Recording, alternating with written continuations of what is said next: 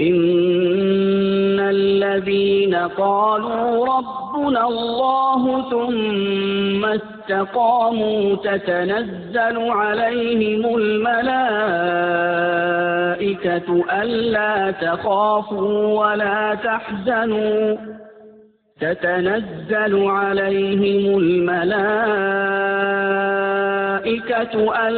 تخافوا ولا تحزنوا وأبشروا بالجنة التي كنتم توعدون نحن أولياؤكم في الحياة الدنيا وفي الآخرة ولكم فيها ما تشتهي أنفسكم ولكم فيها ما تدعون نزلا من غفور رحيم ومن أحسن قولا ممن دعا إلى الله وعمل صالحا وقال إنني من المسلمين ولا تستوي الحسنة ولا السيئة ادفع بالتي هي أحسن فإذا الذي بينك وبينه عداوة كأنه ولي حميم وما يلقاها إلا الذين صبروا وما يلقاها إلا ذو حظ عظيم وإما ينزغنك من الشيطان نزغ فاستعذ بالله إنه هو السميع العليم ومن آياته الليل والنهار والشمس والقمر لا تسجدوا للشمس ولا للقمر واسجدوا لله الذي خلقهن إن كنتم إياه تعبدون فإن استكبروا فالذين عند ربك يسبحون له بالليل والنهار وهم لا يسأمون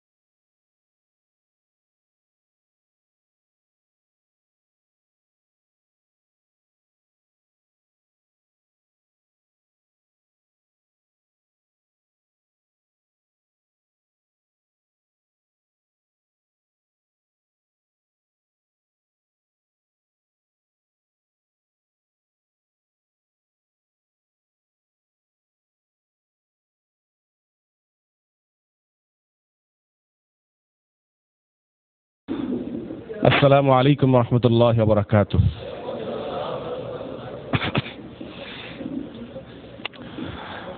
الحمد لله الحمد لله نحمده ونستعينه ونستغفره ونؤمن به ونتوكل عليه ونعوذ بالله من شرور أنفسنا ومن سيئات أعمالنا من يهده الله فلا مضل له ومن يضلله فلا هادي له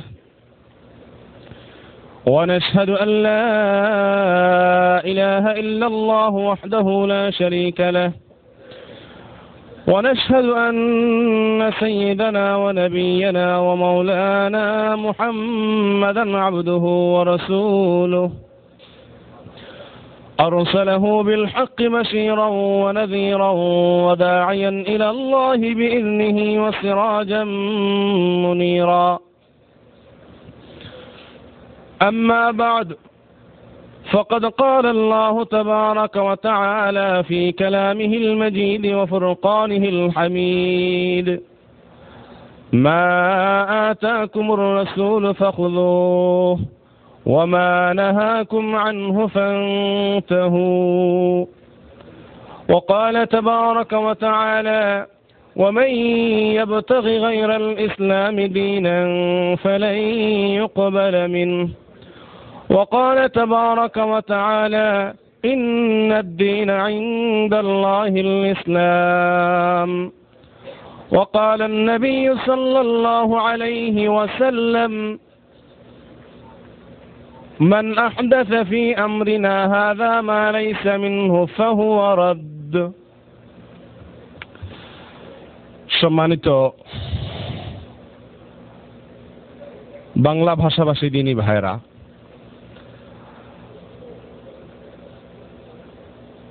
মঞ্চে উপবিষ্ট আমার সম্মানিত দুজন বড় ভাই, মদিনা ইউনিভার্সিটি থেকে স্কলারশিপ পাওয়া অত্যন্ত উঁচু মাপের দুজন আলিম, শেখ আব্দুল হাকিম এবং শেখ এজাজুল হক, আমার মুরব্বিতুল্য,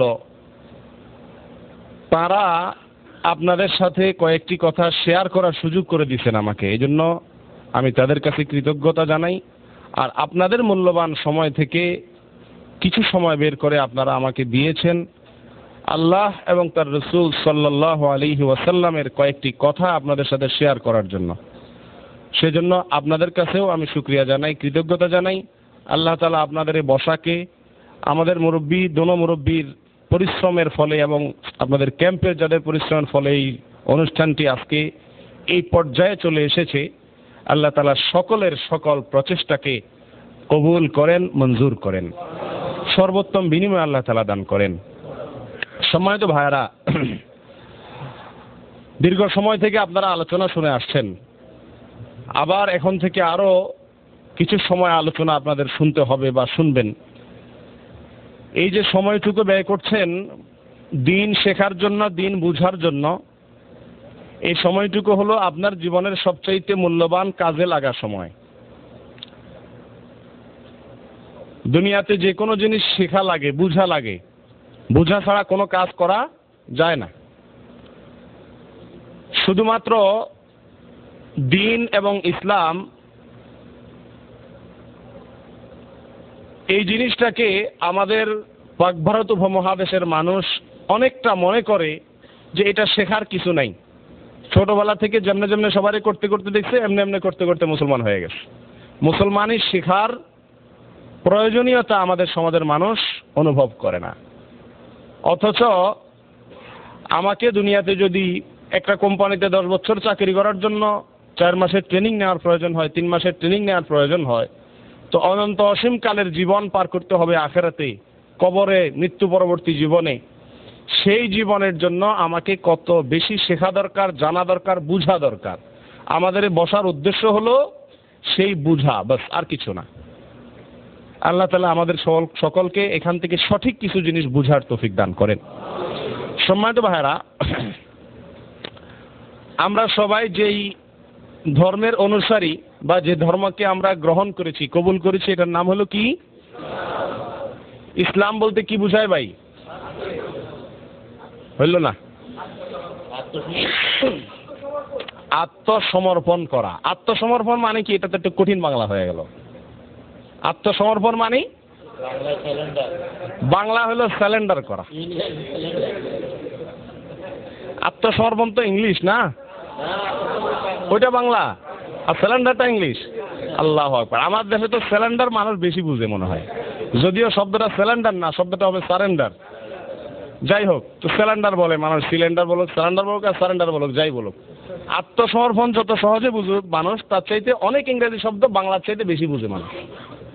যেমন বিশ্ববিদ্যালয় যা বুঝে তার চাইতে ভার্সিটি, ইউনিভার্সিটি আরো ভালো বুঝে, ঠিক অনুরূপ। যাই হোক, ইসলাম মানে হলো সারেন্ডার করা। সারেন্ডার কার কাছে সারেন্ডার করা? আল্লাহর কাছে। কতটুকু সময়ের জন্য?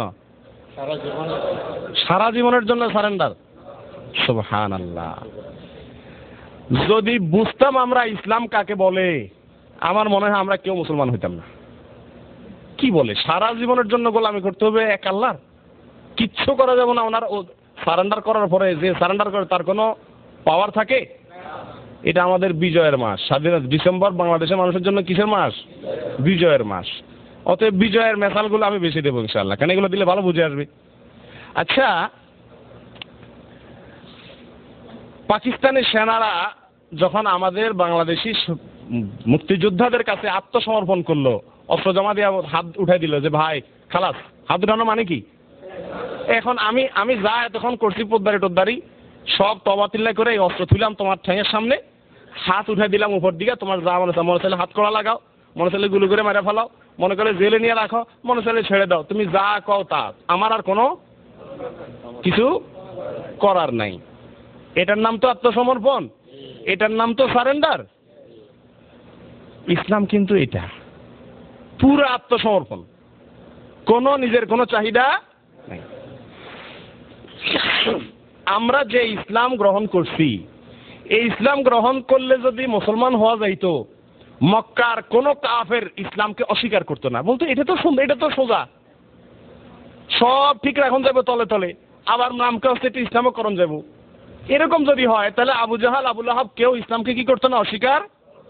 কারণ হলো মুসলমানও হওয়া যাবে, আবার চুরিদারিও করা যাবে, ডাকাতিও করা যাবে, সুদও খাওয়া যাবে, ঘুষও খাওয়া যাবে, আবার রাষ্ট্রের মধ্যে ইসলাম পালন করা যাবে না। অনেক জায়গা আছে সেখানে ইসলাম পালন করা যাবে না। মেইন জায়গা যেগুলা, দোকানে ইসলাম নাই, রাস্তায় ইসলাম নাই, রাষ্ট্রে ইসলাম নাই, সংবিধানে ইসলাম নাই, বাহিরে ইসলাম নাই, শুধু ইসলাম আছে এই চারটা দেয়ালের মধ্যখানে। বুঝেন নাই কথা? এর বাইরেও আর ইসলাম নাই। এরকম যদি ইসলাম হইতো, ইসলাম যদি এতটুকু করাকে ইসলাম বলা হতো, তো সেই ইসলাম গ্রহণ করতে আরবের মক্কার কোনো কাফের অস্বীকার করতো না। ওরা বুঝছিল ইসলাম কি, এই জন্য ওরা ইসলাম গ্রহণ করে না। খাইছে রে, একেবারে সব মোহাম্মদের কাছে সমর্পণ করতে হবো, এবারে যা কয় তা শুনতে হবো। এটা তো কঠিন কাজ। আমরা না বুঝা মুসলমান হয়ে গেছি। বুঝেন নাই কথা? এখন বুঝার পরে ছেড়ে দিবেন না ধরবেন ইসলাম? আল্লাহ তাআলা আমাদেরকে সেই তৌফিক দান করেন। সম্মানিত ভাইরা, আমাকে একটা বিশেষ গণ্ডি বাইদা দিয়েছে আমাদের মুরব্বীরা, সেটা হলো বেদাত সম্পর্কে কিছু কথা বলার জন্য। ইসলামের মধ্যে অনেক জিনিস আপনারা শুনছেন, এই একটা শব্দের সাথে সৌদি আরব ভাষার সাথে অনেক বেশি পরিচিত হয়েছেন, কিন্তু দেশে খুব একটা আলোচনা এই শব্দটা হয় নাই। এটার নাম হলো বেদাত। বাংলা বেদাত, বেদাত মানে দাঁত ছাড়া মনে হয়। বেদাত দাঁত ছাড়া, এটা আরবি শব্দ ভাই। বেদাত, বেদাতের শব্দের অর্থ কি, পারিভাষিক সংজ্ঞা কি, এসব বলে আমি সমস্যা করতে চাই না। আমি আপনাদের কাছে জিজ্ঞাসা করতে চাই, বেদাত কি? আপনাদের মধ্যে কেউ বুঝছেন কিনা আমাকে এক কথা বুঝিয়ে দিবেন। একজন বলছে যেটা ইসলামে নিষেধ সেটা বেদাত। ধর্মের মধ্যে নতুন কিছু আবিষ্কার করা একটু একটু জটিল জটিল হয়ে যায়। আচ্ছা যাক ভাই, এটার সংজ্ঞা হলো এক কথায় ইসলামের নামে এমন কিছু করা যেটা আসলে ইসলাম কি বলে নাই। জাল নোট চেনেন আপনারা? জাল নোট, এই জাল নোট চেন। সরকারের একটা নোট আছে না, সরকারের নোটেরে আপনি ঘরের মধ্যে মেশিন দিয়ে বানায়া জাল নোট ছেড়ে দিলেন। এই জাল নোট আর আসল নোট, আসল নোট হলো ইসলাম আর জাল নোট হলো বেদাত। কথা বুঝতে পারছেন কিনা ভাই? জাল নোট হলো কি? বেদাত।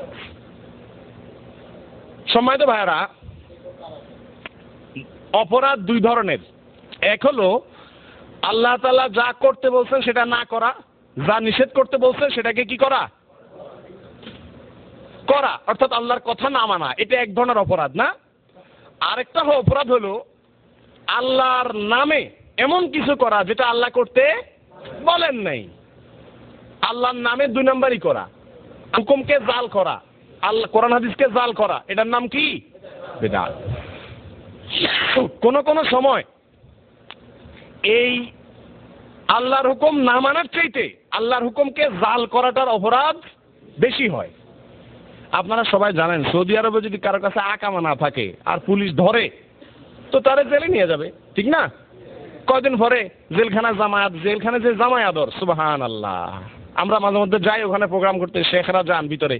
এই গত কয়েকদিন আগে গেছিলাম, একটা প্রোগ্রাম ছিল বড়, সুবহানাল্লাহ। খানার লিস্টি দেখলে মনে চায় হায় রে কত আরাম জানে এরা আছে, সকাল থেকে রাত পর্যন্ত একের পর এক খানার সিরিয়াল, এত জামাই আদরে রাখে এদেশে জেলে।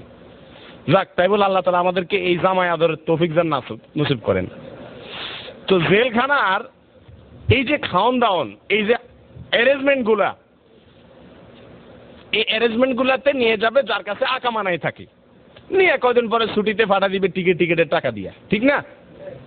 আর যার কাছে আকামা ছিল, জাল আকামা, ডুপ্লিকেট, তার অবস্থা কি হবে জানেননি আপনারা?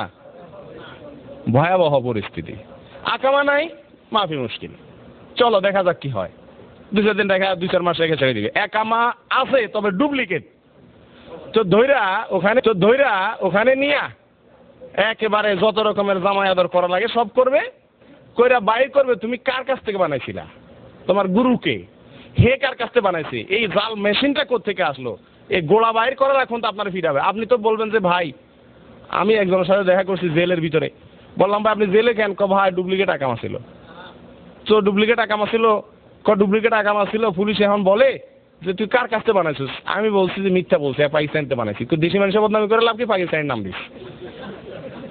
এখন মিথ্যা বললে তো আরেক বিপদে পড়ছি। বিপদ হলো এই, কয় ঠিক আছে ভালো কথা, পাকিস্তানের নাম্বার দে, ঠিকানা দে, কোথায় বেড়া যে তোদের সব যা লাগানো, কয় আর মিথ্যা, এত কোনো ঠিকানা আমি জানি না, আমি কথা তো মিথ্যাই। তো কইলাম যে হের নম্বর বন্ধ। পুলিশের কাছে খুব ভালো কথা, নম্বর বন্ধ, নম্বর আমারে দিতি, এর নম্বরও তো নাই, দিমু কোত্থেকে, আসলে তো মিথ্যা। কয় বছরকে বছর জেল খাটতেছি, আর কোনো উপায়ের কোনো রাস্তা নাই, ফিডানি তো আছেই। তো অনেক সময় পয়সা থাকার চাইতে জাল টাকা থাকাটা বেশি খারাপ নাকি? জালটা থাকলে পুলিশ ধরে নিয়ে যাবে, আর পয়সা না থাকলে পুলিশ ধরে নিয়ে যাবে? ইসলামের হুকুম মানে না, এটা একটা অপরাধ। মানে জালটা মানে এটা তার চাইতে জঘন্য অপরাধ। কথা বুঝে আসছে ভাই? আমাদের দেশে অনেক কাজ আমরা করি যেটা আসলে কোরআন অথবা হাদিসে সেটা করতে আমাদেরকে বলা হয় নাই, নিষেধ করছে না। যে কথা করতে বলা হয় নাই সেই কথাটা আমরা বললাম, যে কাজটা করতে বলা হয় নাই সেই কাজটা করলাম, এটার নাম বেদাত করা। এটার নাম কি করা ভাই? এই বেদাত 2 প্রকার। কয় প্রকার ভাই? 2 প্রকার। এক প্রকার বেদাত, এই প্রকার যেটা আমি বলতেছি এটা কোনো বই পুস্তকের প্রকার না এবং দুনিয়ার কোনো আলেমের প্রকার না, এটা সম্পূর্ণ আমার নিজস্ব গবেষণালব্ধ কথা। অতএব এটা কোথাও বলে আবার দলিল চাইয়ের না আমার কাছে। বেদাতকে আমি ভাগ করছি 2টা ভাগে। এক, পুরান বেদাত। কি বেদাত? আর আরেকটা হলো নতুন বেদাত। আরেকটা হলো কি? পুরান বেদাত মানে 50, 100, 150 বছর ধরে বা 20-50 বছর ধরে আপনারা যে বেদাতগুলোর কথা শুনে আসছেন বা করে আসছেন ইসলামের নামে, অথচ ইসলামে সেটা নাই, এটা এক ধরনের বেদাত। আরেক ধরনের বেদাত হলো এগুলা আধুনিক যুগে এই সমসাময়িক কিছুদিন থেকে মানুষ এটাকে ইসলামের নামে চালায় দিচ্ছে। তো আমি নতুনটা নিয়ে বেশি আলোচনা করতে চাই। কেন? কারণ পুরানটা নিয়ে বহু আলোচনা আপনারা আগেও শুনছেন, দেশে এখানে বিভিন্ন জায়গায় শুনছেন। নতুন গালা নিয়ে আমার মনে হয় আলোচনা খুব একটা হয় নাই। 2 প্রকার বুঝতে পারছেন তো? কিছু নতুন বেদাত আর কিছু আছে গোবরও 2 প্রকার। কি গোবর আছে না? শুকনা গোবর, কাঁচা গোবর, লেটেস্ট নতুন গোবর, পুরান গোবর। ভাই আমি কথা বুঝার জন্য অনেক মেসাল উপমা দেবো, একটু খারাপ হলে আপনারা মাইন্ড করেন না যে বেটা কি করলো, গোবরের কথা কইলো। বুঝার জন্য গোবর আছে না, আপনারা দেখেন নাই? যারা শহরের মানুষ তারা দেখেন নাই, আমি গ্রামের ফল, আমি বহুত দেখি। গরুর গোবর 2 প্রকার, একটা নতুন গোবর আর একটা হলো পুরান গোবর। শুকনা গোবর কোনটা ভালো? গোবর আবার ভালো আসেনি, তারপরেও তুলনামূলক দুইটার মধ্যে কোনটা ভালো এটা বলা ঠিক হবে না, বলতে হবে কোনটা বেশি খারাপ আর কোনটা কম খারাপ। কোনটা বেশি খারাপ? হ্যাঁ, নতুন গোবর বেশি খারাপ না? পুরানটা তো হাতে ধরলেও হাত নোংরা হবে না, হবে? এমনকি পকেটেও রাখা যাবে অনেক সময়, তাই না? নাফাক দোনোটাই, নাফাক দোনোটাই। অতএব পুরান বেদাতও খারাপ, নতুন বেদাতও খারাপ, তবে পুরান বেদাতের চাইতে নতুন বেদাতগুলো বেশি খারাপ। কথা বুঝতে পারছেন কিনা? কেন বেশি খারাপ বুঝছেন তো? নতুন বেদাতের গন্ধ বেশি ভাই। অনেক মানুষ, জি ভাই, তাহলে বেদাতকে দুই ভাগে ভাগ করছি আমি না, নতুন বেদাত, পুরান বেদাত। বেদাত বুঝছেন তো কি? নকল ইসলাম। বেদাত কি ভাই? নকল ইসলাম, সোজা কথা, এক কথা, নকল ইসলাম। জাল টাকার মতো, জাল টাকা যেরকম এরকম নকল ইসলাম হলো কি? বেদাত। এই নকল ইসলামটা আবার দুই প্রকার, একটা হলো নতুন বেদাত আর একটা হলো পুরান বেদাত। সম্মানিত ভাইরা, পুরান বেদাত গুলো কি কি? আর তার আগে একটা কথা বলতে চাই, বেদাত কোন জিনিস আসল না নকল এটা বুঝার জন্য একটা ব্যবস্থা তো আছে নাকি? জাল নোট আপনারা কেউ দেখা দুর্ভাগ্য হয়েছে? দেখেন নাই কেউ? জাল নোট চেক করার সিস্টেম আছে, সেটা জানেননি? কি? এটা কলমের মতো একটা মেশিন আছে না, এমনি করে লাগাইলে লাইট জ্বলে না? আবার কি একটা মেশিন আছে, এমনি ধরলে কেট করে আওয়াজ হয়। আসল কিনা নকল বোঝা যায়, তাই না? আচ্ছা, আরেকটা বুদ্ধি আছে, আরেকটা পদ্ধতি আছে আমার কাছে, সেটা হলো এই, ওই বিশেষ করে 500 রিয়ালের নোটগুলো নকল বেশি বা আসলের সম্ভাবনা বেশি থাকে। এগুলার কোনায় তিনটা গোল গোল তিনটা ইয়া থাকে, দেখছেন নি? ফোঁটা থাকে, ফোঁটা নোটের কোনায়, ওইটারে ধরে আর সাদা কাগজ আপনি দিবেন দাগ, যদি দেখেন কালি লাগছে তাহলে বুঝবেন যে আসল, আর যদি এটা কোনো কালি মালি না বাইরে হয় বুঝবেন যে নকল। এটা হলো আমার পক্ষ থেকে দেওয়া একটা সিস্টেম, মেশিন মুশিন লাগবে না আপনার, বেলাস বিনা পয়সা একটা আইডিয়া পাইলেন। ও ভাই, তাহলে কোনটা ভেজাল আর কোনটা আসল এটা মাপার যন্ত্র আছে কি নাই? আজকে আমি এই কথাটা প্রথমে বলতে চাই জরুরি ভিত্তিতে এবং গুরুত্বের সাথে, সেটা হলো আমরা ইসলামের নামে যত কাজ করি, আজকে ইসলামের কথা বলার জন্য কি লাগে না, কোনো, আমাদের দেশে কথা বলছি, আমাদের দেশে ইসলাম কাজ করার জন্য কোনো লাইসেন্স এদেশে লাগে। এদেশে যে কেউ ইসলামের নামে কথা বলতে, আমরা এখানে এসে আপনাদের সামনে যে লম্বা লম্বা কথা বলতেছি, এর আগে বহুত চেক পোস্টে পার করে তারপর আমাদের আসতে হয়েছে। শেখরা কত বড় বড় সার্টিফিকেট নিয়ে আসে, আমার তো সার্টিফিকেট নেই। তো এগুলা সব চড়াই উতরা পার করে আসে তারপর বলা লাগে, দেশের লাইসেন্স ছাড়া কথা বলা যায় না। আমাদের দেশে সব কামে লাইসেন্স লাগে, একটা কামে কোনো লাইসেন্স লাগে না, হলো ইসলামের কথা বলা। ইসলামের কথা বলার জন্য কোনো লাইসেন্সের দরকার, কোনো পড়ালেখা দরকার, কোনো শিক্ষা ডিগ্রির দরকার। এরকম একটা দেশের মুসলমান হওয়ার কারণে আমাদের বড় কঠিন আসল আর ভেজাল বুঝা। বুঝেন নাই কথা? আসল আর ভেজাল বুঝা আমাদের দেশে মানুষের জন্য কঠিন। কেন? কারণ হলো ইসলামের কথা বা আসল কথা বলার জন্য বিশেষ কোন নিয়ম সিস্টেম সারা দেশব্যাপী নাই। তবলিগে এক সিল্লা দিয়ে আসছে, মাশাআল্লাহ লম্বা দাঁড়িয়েও রাখছে, মাশাআল্লাহ জুব্বাও রাখছে, ভালো কাম করছে, পাঁচ ওয়াক্ত নামাজ পড়ছে, আরো ভালো কাম করছে। এই বেটা দাঁড়ায় মাশাআল্লাহ ওয়াজ শুরু করে দেয় না, সে ইসলামের কি বুঝে? সে বলতে গিয়ে যদি কোনো উল্টাপাল্টা কথা বের হয়ে যায়, সে তো কোরআন হাদিস পড়ে নেই, করে কি না? অনুরূপ ভাবে পীর সাহেবের কাছে মুরিদ হয়েছে, মুরিদ হওয়া কি নাত না বেদাত সেটা আলাদা আলোচনা, কিন্তু মুরিদ হয়ে আয়সা মাশাআল্লাহ উনি কিছুদিন জিকির আজকার কইরা কিছুদিন ওখানকার সিস্টেম অনুযায়ী চলে ঠলে আয়সা মাশাআল্লাহ উনিও মহল্লা মসজিদে দাঁড়ায় কি শুরু করে দেয়? কথা শুরু করে দেয়।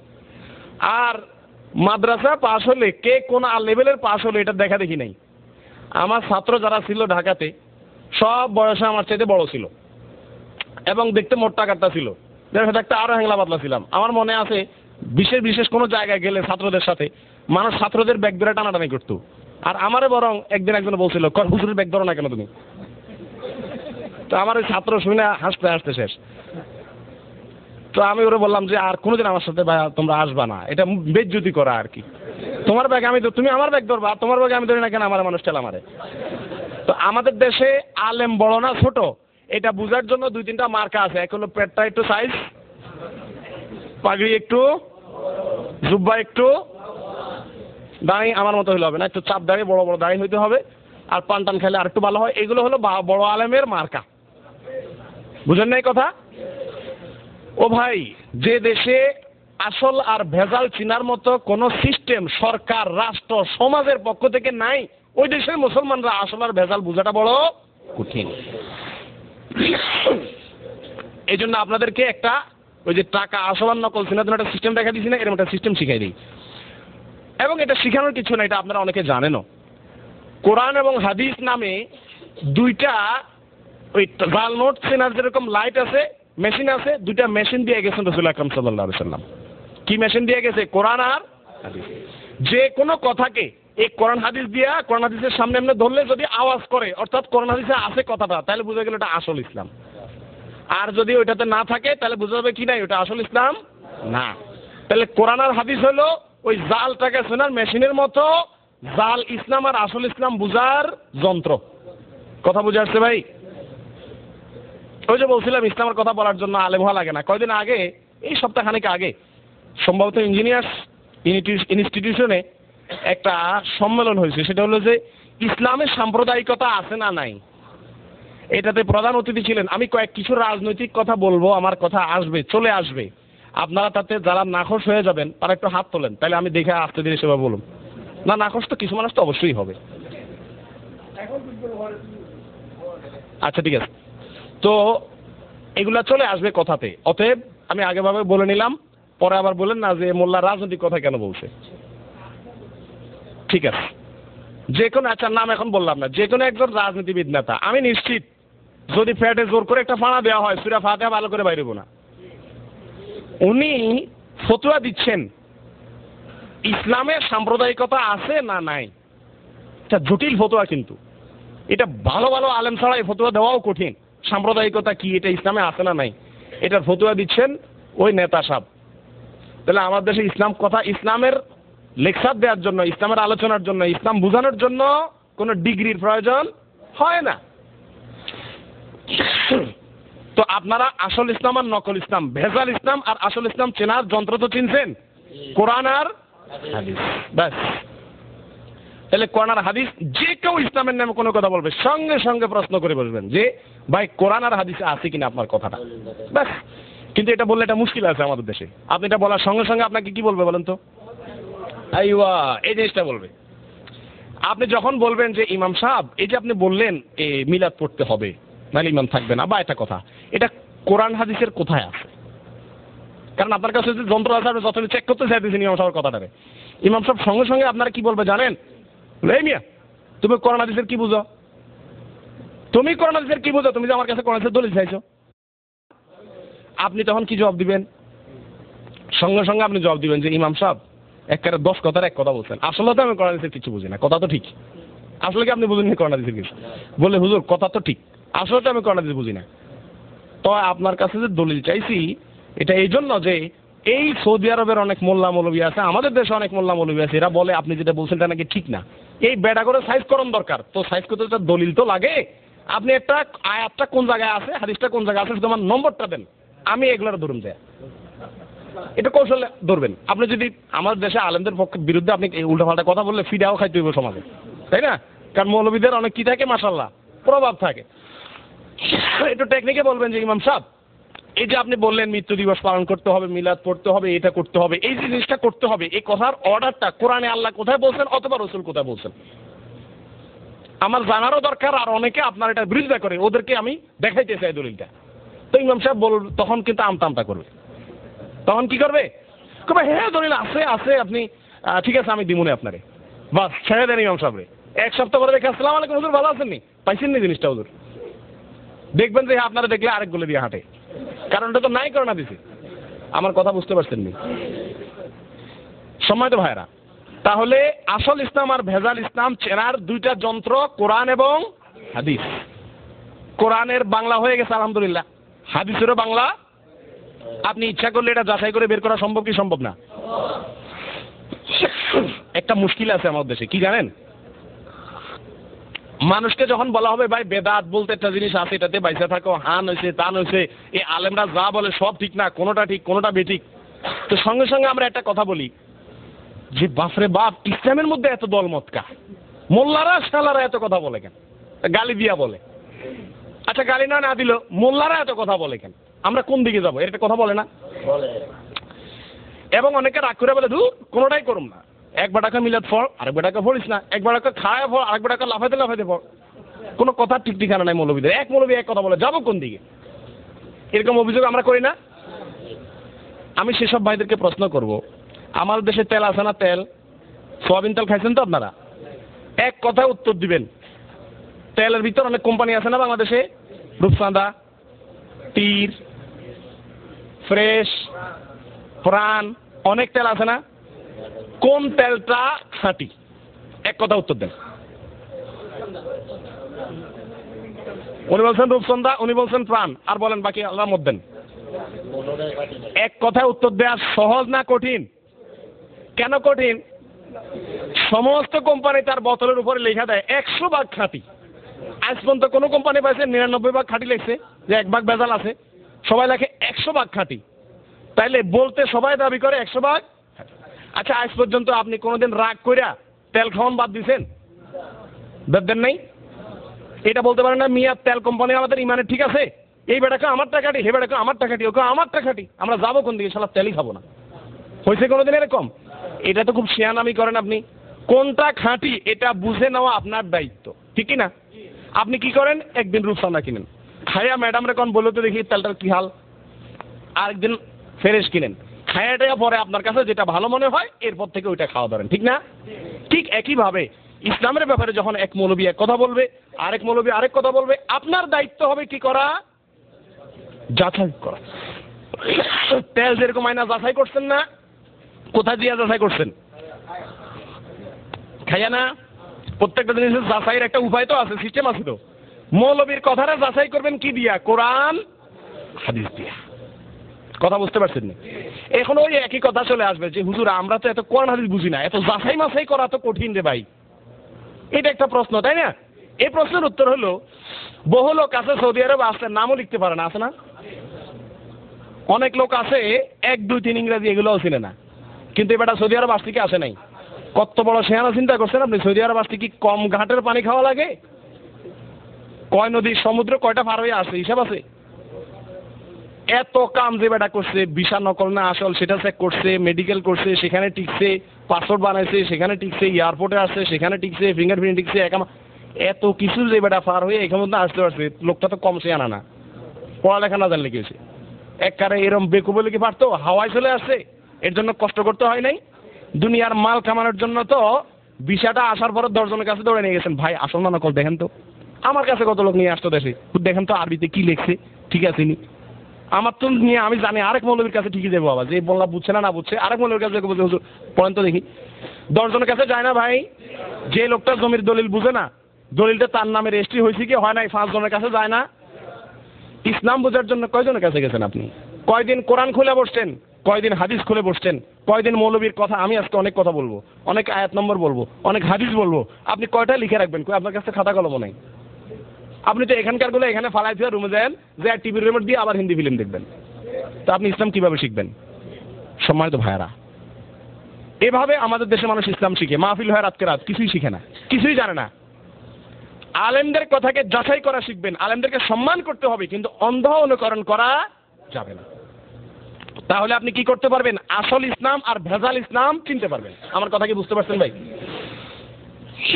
এখন আসেন, আসল ইসলাম আর ভেজাল ইসলামের ওই যে বেদাতকে 2 ভাগে ভাগ করছি, পুরান বেদাতগুলো আগে বলে ফেলাই। পুরান কিছু বেদাত আছে, অনেকগুলো আছে, তার ভিতরে একটা হইল মিলাদ পড়া। কি পড়া ভাই? এ খাইছে যারা সহজে মিলাদ পড়ছেন এরা তো এখন আমারে বলবেন ওহাবি, কিন্তু ওহাবি বলেন আপনি, সমস্যা নাই, ওহাবি বলতে তো অসুবিধা নাই, কিন্তু একটু শুনেন। মিলাদ পড়া মানে কি? মিলাদ পড়া বলতে কি বুঝায়? কিছু মানুষ মিল্লা একসাথে হইয়া দুরূদ শরীফ পড়া। কি পড়া? দুরূদ শরীফ পড়া ভালো কাম না খারাপ কাম? তাহলে মিলাদ খারাপ হবে কেন? কেন হাদিসে কোরআনে দুরূদ পড়ার কথা বলা হয় নাই? দুরূদ পড়তে বলেন রাসূল সাল্লাল্লাহু আলাইহি ওয়াসাল্লাম, তো মিলাদে তো আমাদের দেশে সবাই মিলে কি পড়ে? ইয়া নবী সালাম আলাইকা। যদিও ইয়া নবী সালাম আলাইকা এটা আরবি গ্রামার অনুপাতে এটা ভুল। কেন? কারণ আরবিতে কাউকে সালাম দিতে হলে ইয়া নবী এটা বলা হয় না। ইয়া নবী এই শব্দটাই ভুল। কোরআন এবং হাদিসের কোথাও ইয়া নবী এইরকম আল্লাহ রসুলকে বলে নাই। কি বলছে? ইয়া আইয়ুহান নবী, ইয়া আইয়ুহার রাসূল।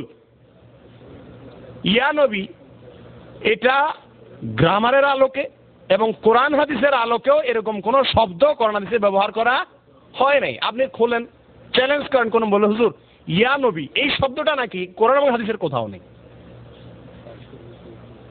আসলেও নেই। তো এটা কি হয়েছে? কিছু মৌলবীরা আবিষ্কার করছে, কিছু মৌলবীরা বাইর করছে। যাক, সেটা আমি আলোচনা করবো না। বাকি মিলাদের মধ্যে কি পড়া হয়? দুরূদ পড়া হয়। এটা ভালো না খারাপ? দুরূদ পড়াটা ভালো। অতএব মিলাদের ভিতরে যা পড়ে সেটা খারাপ না। খারাপ কোনটা বুঝানেন? খারাপ হইলো ইসলামে দুই ধরনের ইবাদত রাখছে। কয় ধরনের ইবাদত? কিছু আছে দলবদ্ধ, কিছু আছে একাকী করার জিনিস। যেটারে একা একা করতে বলছে ওটা একা একা করতে হবে না সবাই মিলে করতে হবে? অজু এটা কি একাকী করার জিনিস না সবাই মিলে করার জিনিস? নাকি এক বড় এরকম পানি ছেড়ে দিব সবাই মিলে হাত দিয়ে দাও একসাথে সবার হাত ধুয়ে হয়ে যাক, আবার সবাই মিলে গাল ফাঁদে সবার মুখ ধোয়া যাক, একসাথে করার জিনিস? অজুটা যার যার করার জিনিস না। ইসলামে একসাথে দলবদ্ধভাবে করতে হবে এরকম কয়েকটা কাম আছে। যেমন 5 ওয়াক্ত নামাজ, এটা একসাথে করতে হবে না আলাদা আলাদা করতে হবে? হজ একা একা করতে হবে না সবাই মিলে করতে হবে? পানি প্রার্থনার দোয়া আল্লাহর কাছে ইস্তেসকার দোয়া করতে হবে একা একা না আলাদা? জুমার নামাজ একা একা না আলাদা? ঈদের নামাজ একা একা না আলাদা? সবাই মিলে করতে হবে। কোরআন শরীফ পড়া একা একা পড়তে হবে না আলাদা পড়তে হবে? এই একা একা না আলাদা? একা একা পড়তে হবে নাকি সবাই মিলে পড়া জরুরি? অনুরূপ ভাবে আল্লাহর কাছে দোয়া একা একা না আলাদা? আলাদা। অনুরূপ ভাবে দুরূদ পড়া একা একা না আলাদা? একা একা পড়া জিনিস। আপনারা আজ পর্যন্ত শুনছেন জমাতে নামাজের গুরুত্ব, একসাথে দুরূদের গুরুত্ব এরকম কোন দাঁতি বেদাতি কোন আলেম বলতে শুনছেন? নাই। তাহলে সমস্যাটা যেখানে সেটা হলো এই মিলাদের মধ্যে যেটা পড়া হয় ওইটা নিয়ে আপত্তি নেই। আপত্তি হলো মিলাদ পড়তে হলে সবাই মিলে একসাথে আসতে হবে, একজন নেতা হবে, সবাই মিলে গানের সুরে নামাজের মতো দলবদ্ধ একদম বলবে ইয়া নবী সর্ব ইয়া নবী, এই একসাথে পড়তে হবে এটা যে মনে করে এটাই হলো বেদাত। কথা বুঝতে পারছেন কিনা? কেন বেদাত? কারণ কোরআন এবং হাদিসে কোথাও দুরূদ পড়ার জন্য দল একসাথে দল ফাঁকায়া দুরূদ পড়তে বলা প্রমাণ কি যে বলা হয় নাই? যে মৌলবী আপনারা বলবে যে না মিলাদ একসাথে দুরূদ পড়তে হবে, ওই মৌলবীকে জিজ্ঞাসা করবেন হুজুর আচ্ছা রসুলের যুগে সাহাবীদের যুগে দুরূদ পড়ছে না ওনারা কি দুরূদের জন্য আমরা যেরকম বলি ভাই আমার বাসায় মিলাদ আছে সবাই আসো, এলাকার সবাই মিলে এসে মিলাদ পড়ে না, ওনারা এরকম দুরূদ পড়ার জন্য একসাথে হইতেন কিনা? ওয়াজ শুনতেন একসাথে, নামাজ পড়তেন একসাথে, হজ করতেন একসাথে, এটা আমরা জানি। আল্লাহ কোরআনে বলছেন একসাথে নামাজ পড়ো, জমাতে নামাজ পড়ো। দুরূদ একসাথে ওনারা তো পড়েন নাই, দুরূদ যার যারটা শেষে পড়ছে, তাই না? তা আপনি এই একসাথে পড়ার এটা কোত্থেকে বাইর করলেন? কথা বুঝতে পারছেন নি? এখন আমরা রসুল সাল্লাল্লাহু আলাইহি সাল্লামের নাম বললাম, আপনারা সবাই সাল্লাল্লাহু আলাইহি সাল্লাম বললেন, এটা কিন্তু একসাথে পড়া না, এটা যার যারটা শেষে পড়ছেন, তাই না? এখন মিলাদের মধ্যে যদি কেউ একসাথে দুরূদ পড়ে তাহলে এর একটা প্রশ্ন করবেন যে হুজুর এই আমলটা কি রসুল সবাই মিলা এরকম আমরা যেরকম দেশে একসাথে পড়ি সবাই মিলা এরকম একসাথে পড়ার কথা বলছে? দুরূদ যার যারটা শেষে পড়বে, এটা তো দলের কিছু না এখানে। যেটা দলবদ্ধভাবে করতে বলছে এটা দলবদ্ধভাবে করতে হবে, যেটা একা একা করতে বলছে এটা একা একা করতে হবে নাকি? ইবাদত যেভাবে করতে বলছেন আল্লাহ সেভাবে করতে হবে না? ওই যে সারেন্ডার করছেন, ইসলাম মানে কি সারেন্ডার, তো সারেন্ডার যার কাছে করছেন হে যেমনে কবে এমনি করতে হবে না? নাকি আপনার মন মতো চলবে? আমাদেরকে তো দুরূদ একসাথে পড়তে বলা হয় না, আপনি কেন বলেন? এক। 2 নম্বর কথা হলো নামাজের মধ্যে আপনারা দুরূদ পড়েন নাকি পড়েন না? একসাথে পড়েন না একা একা পড়েন? নামাজের জমাতে আমরা দুরূদ পড়ি না? দুরূদ শরীফটা কি সবাই মিলা এক লগে পড়েন নাকি যার যারটা শেষে পড়েন? যার যারটা শেষে না, সূরা ইমাম সাহেব বলে সবাই তারটা শুনে, তাই না? আর নামাজের ভিতরকার যে বাইরের যে কাজগুলো রুকু যখন ইমাম সাহেব যায় সবাই একসাথে যায়, দাঁড়ায় সবাই একসাথে দাঁড়ায়, এগুলো একসাথে করার জিনিস। নামাজে যে দুরূদটা এটাকে আমরা সবাই একলগে পড়ি, কারোর আগে শেষ হয় কারোর পরে শেষ হয়, ঠিক না? তো মিলাদের মধ্যে যে দুরূদ পড়ি এটা কেন আমরা একসাথে পড়ি? নামাজের দুরূদের গুরুত্বের চাইতে নামাজের বাইরের দুরূদের কি গুরুত্ব বেশি? এটা একটা আলোচনা। তাহলে কোরআন এবং হাদিসের আলোকে আমরা ওই যে মেশিন দিয়ে চেক করে দেখলাম যে এটা কোরআন হাদিসের আলোকে একসাথে দুরূদ পড়াটা কি হয় না, প্রমাণ হয় না। অতএব আমরা এটাকে বাদ। দুরূদ পড়বো ঠিক আছে, কিন্তু একসাথে যার যারটা শেষে। কথা বুঝতে পারছেন নি? এক। দুরূদের পড়া মিলাদের পড়া আরেকটা আছে কিয়াম। মিলাদ পড়তে পড়তে দাঁড়ায় যায় না? কেন দাঁড়ায় যায় জানেননি? কেন দাঁড়ায়?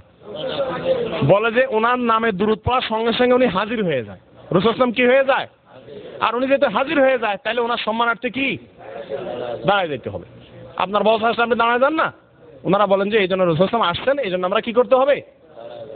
এক নম্বর কথা হলো দুরূদ পড়লে রাসূল আয়েশা যায়, এটা আপনি কোথা পাইছেন? এটা কোরআন হাদিসে কোথাও নেই, এগুলো মন গড়া, এটা অতিভক্তি। এটা কি অতিভক্তি? কোরআন হাদিসে কোথাও নাই যে দুরূদ পড়লে রাসূল সাল্লাল্লাহু আলাইহি ওয়াসাল্লাম সেখানে আয়েশা যান, আছে কোথাও? নাই। নাই যে কেমনে বুঝবেন? কোনো আলেমকে জিজ্ঞেস করেন, সে যদি দলিল দিতে পারে ওকে, কিন্তু আপনি ভালো করে কোরআন হাদিস বুঝবেন। অনেকে কোরআন হাদিস বুঝে না। একটা বই এনে দিলাম আপনার, আমি যে কোনো একটা বই এনে বললো এটা আনলাম, বললাম কি এই যে এটা বুখারী শরীফ, এটা কি বুখারী শরীফ? এটা আমি আমার কম্পিউটারতে ছাপাই নিয়ে আসছি, আমি একটা বই লিখছি। এরকম বই যে কোনো বই দেখালে হবে না তো, আপনাকে হাদিসের নম্বর অথবা কোরআনের আয়াত নম্বর বলতে হবে, আপনি বাংলা দেখে মিলে নেবেন। কথা বুঝতে পারছেন? সোজা হিসাব।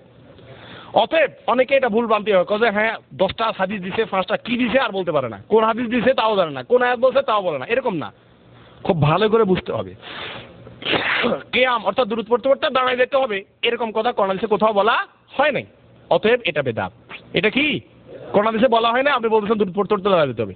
দ্বিতীয়ত যৌক্তিক কিছু দলিল আছে। এক, আচ্ছা ভাই দুরূদ পড়তে পড়তে যে দাঁড়ায় যান আপনি, দুরূদ পড়ার সময় রাসূল আয়েশা যায়, দুরূদ একই সঙ্গে পৃথিবীতে অনেক জায়গা হয় না? লক্ষ্মীপুরে দুরূদ হচ্ছে, চট্টগ্রামে দুরূদ হচ্ছে, ঢাকায় দুরূদ হচ্ছে, এক এক দেশে এক এক এলাকাতে এক এক টাইমে দুরূদ হয় না? একই টাইমে বহু জায়গায় দুরূদ হয় না? তো রাসূল কয় জায়গায় হাজির হয়? রাসূল কয়জন? একজন। সবাই দিয়ে দাঁড়ায় যায়, তো এখানে যদি রাসূল যাতে এখানে কেমনে আসলো, এখানে যদি আসে তো ওখানে কেমনে গেল? কথা বুঝেন নাই? এটা কোনো যুক্তির কথা যে রাসূল এখানে আয়েশা গেলে কয় জায়গায় যাবে? বেটা মানুষ তো একজন। এক। দুই নম্বর কথা হলো, ঠিক আছে রাসূল আয়েশা গেলেন, কেন আসলেন রাসূল? ওনার নামে দুরূদ পড়ছে তো উনি আর থাকতে পারেন নাই, মহব্বতে শুধু চলে আসে দৌড়াই, হায় রে আমার নামে দুরূদ পড়ছে, তাই না? এটা বলে না? এটা যদি হয়, নামাজের মধ্যে আমরা দুরূদ পড়ি না? নামাজের মধ্যে দুরূদ পড়ি মসজিদে বসে, আল্লাহর ঘরে। সে দুরূদটা কি বসে বসে পড়েন না খাড়ায় খাড়ায় পড়েন? তো নামাজের মধ্যে দুরূদ পড়েন, তখন রাসূল আসে না? রাসূল যদি মসজিদে না আসে, নামাজ পড়া অবস্থাতে না আসে, তো আপনার ঘরে হিন্দি ফিল্ম দেখেন বসে বসে, এখানে নি রাসূল আসার জায়গা পাইছে, আর জায়গা পায় না খুঁজে? এটা যুক্তির কথা কোনো? রাসূল ইসলাম যদি দুরূদ পড়লে হাজির হয়, তাইলে সবার আগে মসজিদে আসার কথা। আর নামাজের সময় যে দুরূদ পড়ি তখন আসার কথা, তো তখন কেন সবাই মিলে দাঁড়ায় যান না, তখন কেন বসে বসে পড়েন? আমার কথা বুঝেন নাই? তৃতীয়ত কথা হলো, ঠিক আছে রাসূলের দুরূদ শুনে আপনি দাঁড়ায় গেলেন, রাসূল সাল্লাল্লাহু আলাইহি ওয়াসাল্লামের দুরূদ পড়লে যদি রাসূল হাজির হয়ে যায়, দাঁড়ায় যাওয়া লাগে, তো রাসূলের দুরূদ বড় না আল্লাহর কোরআন বড়? দুরূদ পড়ার সময় যদি দুরূদ পড়তে পড়তে খাড়ায় যাওয়ার লাগে, তাহলে তো কোরআন পড়তে পড়তে লাফানো উচিত। কি বলেন? উচিত না? এগুলো কোনো যুক্তির কথা? সময় তো ভাইরা, এই গেলে দুইটা পুরান বেদাতের কথা বললাম, মিলাদ আর কিয়াম। এগুলো নিয়ে বেশি বলার দরকার নেই, আলহামদুলিল্লাহ এগুলো আমাদের সমাজ থেকে এখন বিদায় হয়ে যাচ্ছে, মানুষ বুঝতেছে আস্তে আস্তে, এগুলো কোরআন হাদিসে নাই। একসাথে দুরূদ পড়া আর দুরূদ পড়ার সময় দাঁড়ায় যাওয়া, একটা হলো আপনি দাঁড়ায় দুরূদ পড়া নিষেধ না, কিন্তু পড়তে পড়তে দাঁড়ায় যেতে হবে, না দাঁড়ালে আপনার সবাই খোঁজ হবে, এই দাঁড়া, এই তো দাঁড়াইতে হবে, এটা তো জরুরি মনে করে। এটা কোরআন হাদিসে কোথাও আছে কিনা কোন মৌলবীর কাছে যদি জিজ্ঞেস করে পান, তাহলে আপনি আমল করেন, কিন্তু আপনি চেক করেন কোরআন হাদিসে আছে কিনা, নাই। আমার কথা বুঝতে পারছেন কিনা? এই গেল দুটা বেদাতের কথা। এরকম আমাদের সমাজে অনেক বেদাত আছে। তার ভিতরে আরেকটা বেদাত হলো মুখে নিয়ত করা। নামাজের আগে আমরা নাওয়াইতুয়ান পড়ি না, এটা আরেকটা বেদাত। কেন বেদাত? নিয়ত কিন্তু জরুরি, ভালো করে বুঝালেন, মিলাই ফেলাবেন না। দুরূদ পড়া জরুরি, কিন্তু আমরা যেভাবে পড়ি এভাবে পড়া বেদাত। কথা বুঝতে পারছেন কিনা? দাঁড়ায় দাঁড়ায় রাসূলের দুরূদ পড়া যায়, সমস্যা নাই, কিন্তু পড়তে পড়তে দাঁড়ায় যাইতে হবে, এটা মনে করা বেদাত। কথা বুঝতে পারছেন নি? অনুরূপ ভাবে নিয়ত করা জরুরি, নিয়ত ছাড়া নামাজ হবে না, কিন্তু আমরা যেভাবে নিয়ত করি এভাবে করাটা হলো বেদাত। কথা বুঝতে পারছেন নি? নিয়ত করা হলো মনের ইচ্ছা। নিয়ত মানে কি? নিয়ত আরবি শব্দের মানে ইচ্ছা করা। তাবলীগ আলাদা বলে না ভাই, নিয়ত করেন 3 দিনের নিয়ত করেন, দেখেন না আপনারা? তো এই যে নিয়ত করেন, আপনি কি সেখানে বলছেন ঠিক আছে ভাই তাবলীগ আলাদা ভাই নাওয়াইতুয়ান আনারো সালাসা আইয়াম, আমি 3 দিনে যাবো, এরকম নাওয়াইতুয়ান বলে তারা? বলে না। ওই মনে ইচ্ছা করছে ওইটারে মুখে কি করে দেয়? বলে দেয় না। এটারে নিয়ত বলে না। নিয়ত মানে কি? মনের ইচ্ছা। তাহলে আপনি নামাজে দাঁড়াচ্ছেন, আপনার মনে যদি থাকে আমি এশার নামাজ পড়তেছি, বস, এটাই নিয়ত হয়ে গেছে, মুখে আর বলার কোনো দরকার নাই। ভাই যদি এখানে মুখে বলার দরকার হয়, আল্লাহ যদি আপনার কথা না শুনে, তো আপনি অজু করার সময় নাওয়াইতুয়ান আনা ছবি অজু পড়েন নাকি? তারপরে যাই আপনার যখন কাপড় ধোন, এটাও তো একটা জরুরি কাজ নামাজের, পবিত্র হওয়া, কাপড়ে নাফাক তাহলে নামাজ হবে? তাহলে কাপড় যখন ধোন তখন বলছেন নাওয়াইতুয়ান আনা ছবি গেছিল সব, দোয়া পড়েন, নিয়ত পড়েন, তারপরে যায় যখন ওই মানুষকে দান করেন, এটা ইবাদত। রাসূল বলছেন যে কোনো আমল নিয়ত ছাড়া হবে না, ওইটা তো একটা আমল। তো সেখানে কি বলেন যে নাওয়াইতু আনা আতিক আশারা রিয়াল, গরিবরে দেওয়ার সময় কেউ নামাইতে পড়েন আপনি? কোন জায়গায় আপনি মুখে নিয়ত পড়েন না, শুধু নামাজের বেলায় মুখে নিয়ত হইলো। আর আমলগুলো মুখে নিয়ত গুলো সব আমলই তো নিয়ত লাগবে নাকি? নিয়ত ছাড়া কোনো আমল হবে? তাহলে বুঝা গেল মুখে নিয়ত বলা এটা ভুল। এটা আমাদের সমাজ থেকে তৈরি হয়েছে। কথা বুঝতে পারছেন কিনা? এরকম অনেক বেদাত আমাদের সমাজে আছে। একসাথে নামাজের পরে ঐক্যবদ্ধভাবে দোয়া করা, এটাও বেদাত। যাক, এগুলো নিয়ে আমি বিষয়ে বাড়াবো না। আগেই বলছি আমি পুরান বেদাত নিয়ে বেশি কথা বলে লাভ নাই, নতুন বেদাত নিয়ে কিছু কথা বলবো। কিন্তু তার আগে একটা কথা বলেন, অবশ্যই করতে হবে। মনে মনে না করলে তো নামাজই হবে না। নিয়ত পড়া, নিয়ত জরুরি। নিয়ত কি জরুরি? নিয়ত মানে মনের ইচ্ছা। নিয়ত মানে কি? আপনার মনে যদি ইচ্ছা থাকে আমি এখন এশার নামাজ পড়তেছি, তাহলে নিয়ত হয়ে গেল। ভাই আমার একজন জিজ্ঞেস করলো, ভাই আপনার এখন কোথায় যাওয়ার ইচ্ছা? তা আমি বললাম আমি এখন 91 যাওয়ার ইচ্ছা। ঠিক আছে, তো এই যে 91 যাওয়ার ইচ্ছা করছি, আমি কি নামাইতু পড়ছি? কিন্তু আমার মনে ইচ্ছা আছে না নাই? এটাই নিয়ত। নামাজে আপনি পড়তেছেন। এক কথা, নিয়ত বলা ফরজ না, নিয়ত করা ফরজ। মুখে করে না মনে করে? নিয়ত মুখে কিছু করে মানুষ? তাহলে আপনি নামাইতু নিয়ত কেমনি মুখে করেন? নিয়ত করা ফরজ, আর করাটা কিসের কাজ? অন্তরের কাজ। ব্যাস, এক কথা শেষ। এটা একটা বিষয়। যাই হোক, এগুলো যদি আপনাদের কারোর প্রশ্ন থাকে, বুঝার থাকে, সময় করে আলাদা বসবেন, কারণ এগুলো নিয়ে আলাদা আলোচনা সুযোগ নিয়ে আমাদের অনেক কথা। অতএব এগুলো নিয়ে কারো সন্দেহ থাকলে আবারও বলছি, আমাদের মোবাইল নম্বর আছে, যোগাযোগ করবেন, অথবা আসবেন কখনো, বসে আমরা আলোচনা করব। আপনার বুঝে খাটলে মানবেন, বুঝে না খাটলে আমাকে একের পর এক প্রশ্ন করবেন। জি হুজুর করবেন না। আমাদের দেশে মানুষের এলো সমস্যা, হুজুর যা কা হুজুর কে ভুল কইছি না, কান খাড়া করে শুনবেন। কোনো কথা প্রশ্ন পাইলে সঙ্গে সঙ্গে বলবেন যে আপনার কথাটা বুঝে আসলো না, এটা কেমনে হলো? কথা বুঝতে পারছেন? সুন্দরভাবে প্রশ্ন করবেন, না হলে আপনি কেমনে বুঝবেন? আমি ভুলে তো বলতে পারি। যাই হোক, এবার আসেন একটা প্রশ্ন, সেটা হলো যে ভাই যেভাবে ধরছেন নামাইতুয়ান বলা বেদাত, তো নামাইতুয়ান তো সারা বাপ দাদা 14 গোষ্ঠী হারা জীবন করে আছে, আসে নাই? মিলাদ বাপ দাদা 14 গোষ্ঠী হারা জন্ম করে আছে, আসে নাই? তাহলে বাপ দাদা 14 গোষ্ঠী সব করে আছে, আর আপনি কোন বেদাত? তার মানে কি সবাই? আর রাসূল বলছেন যে বেদাত করবে সে জাহান্নামে যাবে, তার মানে সব জাহান্নামে চলে গেছে, আপনি একলা জান্নাতে যাবেন। এটা একটা প্রশ্ন না? এই প্রশ্নের বড় জটিল প্রশ্ন যে ভাই বাপ দাদা 14 গোষ্ঠীতে করে আসছে, তাহলে আমরা কি করব? এটার 3টা উত্তর দেবো আমি ইনশাল্লাহ। আচ্ছা, 2টা উত্তর দিই, কমাই দিই। 1 নম্বর উত্তর, আপনার বাপ দাদা, সবার বাপ দাদা সৌদি আরব ছিল না? কি বলেন, সবাই ছিল না? আমাদের সবার বাপ, চাচা, দাদা, পরদাদা, পুরোপুরি সবগুলা সৌদি আরব ছিল না? তা আপনারা কেন আসছেন? আপনার বাপ দাদা কি সৌদি আরব ছিল? বাপ দাদা তো হাল চড়ছে, বা দোকানদারি করছে, বা চাকরি করছে, আপনি সৌদি আরব আইলেন কেন? হ্যাঁ, তো সেখানে বাপ দাদা দেখেন নাই, এখানে নি বাপ দাদা। ইসলামের বেলা আইলেন শুধু কাল বাপ দাদা, কোরআন দেখবেন না বাপ দাদা দেখবেন। আপনি দেখছেন যে আমার বাপে হাল চাষ করছে, বেটা মাথা বুদ্ধি নাই। হাল চাষ করে কয় পয়সা হবে? আরেক বিদেশ দামে 1000 রিয়াল মানে 22,000 টাকা। হাল চাষ করে কয় টাকা আসবে? বাপ আমার যা করছে বেচারা, হয়তো আসতে পারে না, ভিসা ছিল না, এই জন্য আসে না, কিন্তু আমি ভিসা পাইছি, সঠিকটা পাইছি, অতএব আমি এটাই গ্রহণ করব। এখানে কি বাপ দাদার অনুসরণ করেন না? যেটা ভালো দেখেন সেটাই গ্রহণ করেন। ইসলামের বেলায় আসলে বাপ দাদা যেটা করছে সেটাই মানবেন, নাকি যেটাকে ভালো দেখবেন সেটাই করবেন? কথা বুঝতে পারছেন তো? অতএব বাপ দাদা কি করছে এটা দেখে বসে থাকা ভুল। 1। 2 নম্বর কথা হলো, এই কথাটা হুবহু এই কথাটা আমাদের নবী মুহাম্মদ সাল্লাল্লাহু আলাইহি ওয়াসাল্লাম যখন ইসলামের কথা বলছেন, সমস্ত কাফেররা বলছে, কোরআনে আসছে, মা ওয়াল আলফাইনা আলাইহি আবানা, আমাদের বাপ দাদারা যেটার উপরে পাইছে আমরা ওইটাই করুম, তোমারটা হুনুম না। এই কথা কাফেরদের কথা, এটা কোনো মুসলমানের কথা হইতে। কথা বুঝতে পারছেন? কাফেররা বলে নাই মক্কার যে মোহাম্মদ তুমি বলতেছো মুসলমান হইতে, আমাদের বাপ দাদা তো মুসলমান ছিল না, তারা তো আরেকদম মূর্তি পূজা করছে, তাহলে আমরা বাপ দাদাটাই করুম, এরকম কিছু মানুষ বলে নাই? এই লোকগুলা কি ভালো না খারাপ? তা আপনি যদি আমি কোরআন হাদিসের কোনো কথা বললে, আমি কোরআন দিয়ে বলতেছি, আপনি কোন না বাপ দাদা করছে, তাহলে বাপ দাদার অনুসরণ করলে আপনি সে কাফেরদের সাথে মিল হয়ে গেল না? অতএব কাজটা কি সঠিক? বাপ দাদা কি করছে এটা দেখার বিষয় না। তাছাড়া বাপ দাদা অনেক ভুল করতে পারে না? পারে না? পারে। আপনি সেটা করবেন? এখন আরেকটা প্রশ্ন হলো, তাহলে এখন এই বাপ দাদার কি হবে? এই বেটারা যে এতদিন করছে, ঠিক আছে আমি ভালোটা গ্রহণ করলাম, তাহলে যা করছে সব জাহান্নামে যাবে? না। কেন যাবে না? ভুল করছে কিন্তু জাহান্নামে যাবে না। কেন? জানে না, সেজন্য। কেউ যদি না যায় না করে, ভুলে করে, সে তারটা আল্লাহ তাআলা কি করবেন? মাফ করবেন। আগে এত আলেম ওলামা ছিল, আগে এত মসজিদ মাদ্রাসা ছিল, আগে এত কোরআন হাদিস ছিল, আগে এত এলেম কালাম চর্চা করার সুযোগ ছিল। এখন আপনি আমার তো একটা মাস্টার শুনলেন, সঙ্গে সঙ্গে দেশে ফোন করে বললেন যে হুজুর এখানে এক মোল্লা কইছে নাওয়াইতুন, এই কথাটা নাকি কোরআন হাদিসে কোথাও নাই, আল্লাহ রাসূল নাকি নাওয়াইতুন পড়েন নাই জীবনে কোনোদিন। তা আমরা যে পড়ি এটা কোথায় আছে, এই প্রমাণটা দেন। আপনি ফোনে এক মৌলবী জিজ্ঞাসা করতে পারতেছেন না, সঙ্গে সঙ্গে চেক করতে পারতেছেন। আজ থেকে 100 বছর আগে সুযোগ ছিল, যার কারণে আমাদের বাপ দাদারা অনেক সঠিক জিনিস জানতে পারে নাই, যোগাযোগ ব্যবস্থা না থাকার কারণে। ভালো আলেম এরকম এখন যেরকম পাওয়া যায় এরকম না থাকার কারণে আল্লাহ তাআলা তাদেরকে আশা করা যায় কি করবেন, মাফ করবেন। কিন্তু আমাদেরকে মাফ করবেন না যদি আমরা সঠিকটা বুঝার পরেও কি করি, অনুসরণ না করি। এক। দ্বিতীয়ত হলো আমি দুইটা মেসাল দিতে চাই, মেসাল ও দৃষ্টান্ত। দৃষ্টান্ত হলে দুইটা, এক নম্বর দৃষ্টান্ত হলো আমাদের দেশে আগে গরুর চিকিৎসা হতো, আপনারা দেখছেন ভাই? গরুর জ্বর হয় কিন্তু দেখছেন নি? গরুর জ্বর হলে কি চিকিৎসা দিত আজ থেকে 50 বছর আগে আমাদের দেশে, গ্রাম দেশে? কাশি আছে না, কাশি, ধান কাটার কাশি, কাশি বা এ জাতীয় কিছুরে আগুনে পোড়া দিত, দিয়া লাল হয়ে গেলে এটা গরুর রানে লাগাই দিত। দেখেন না আপনারা?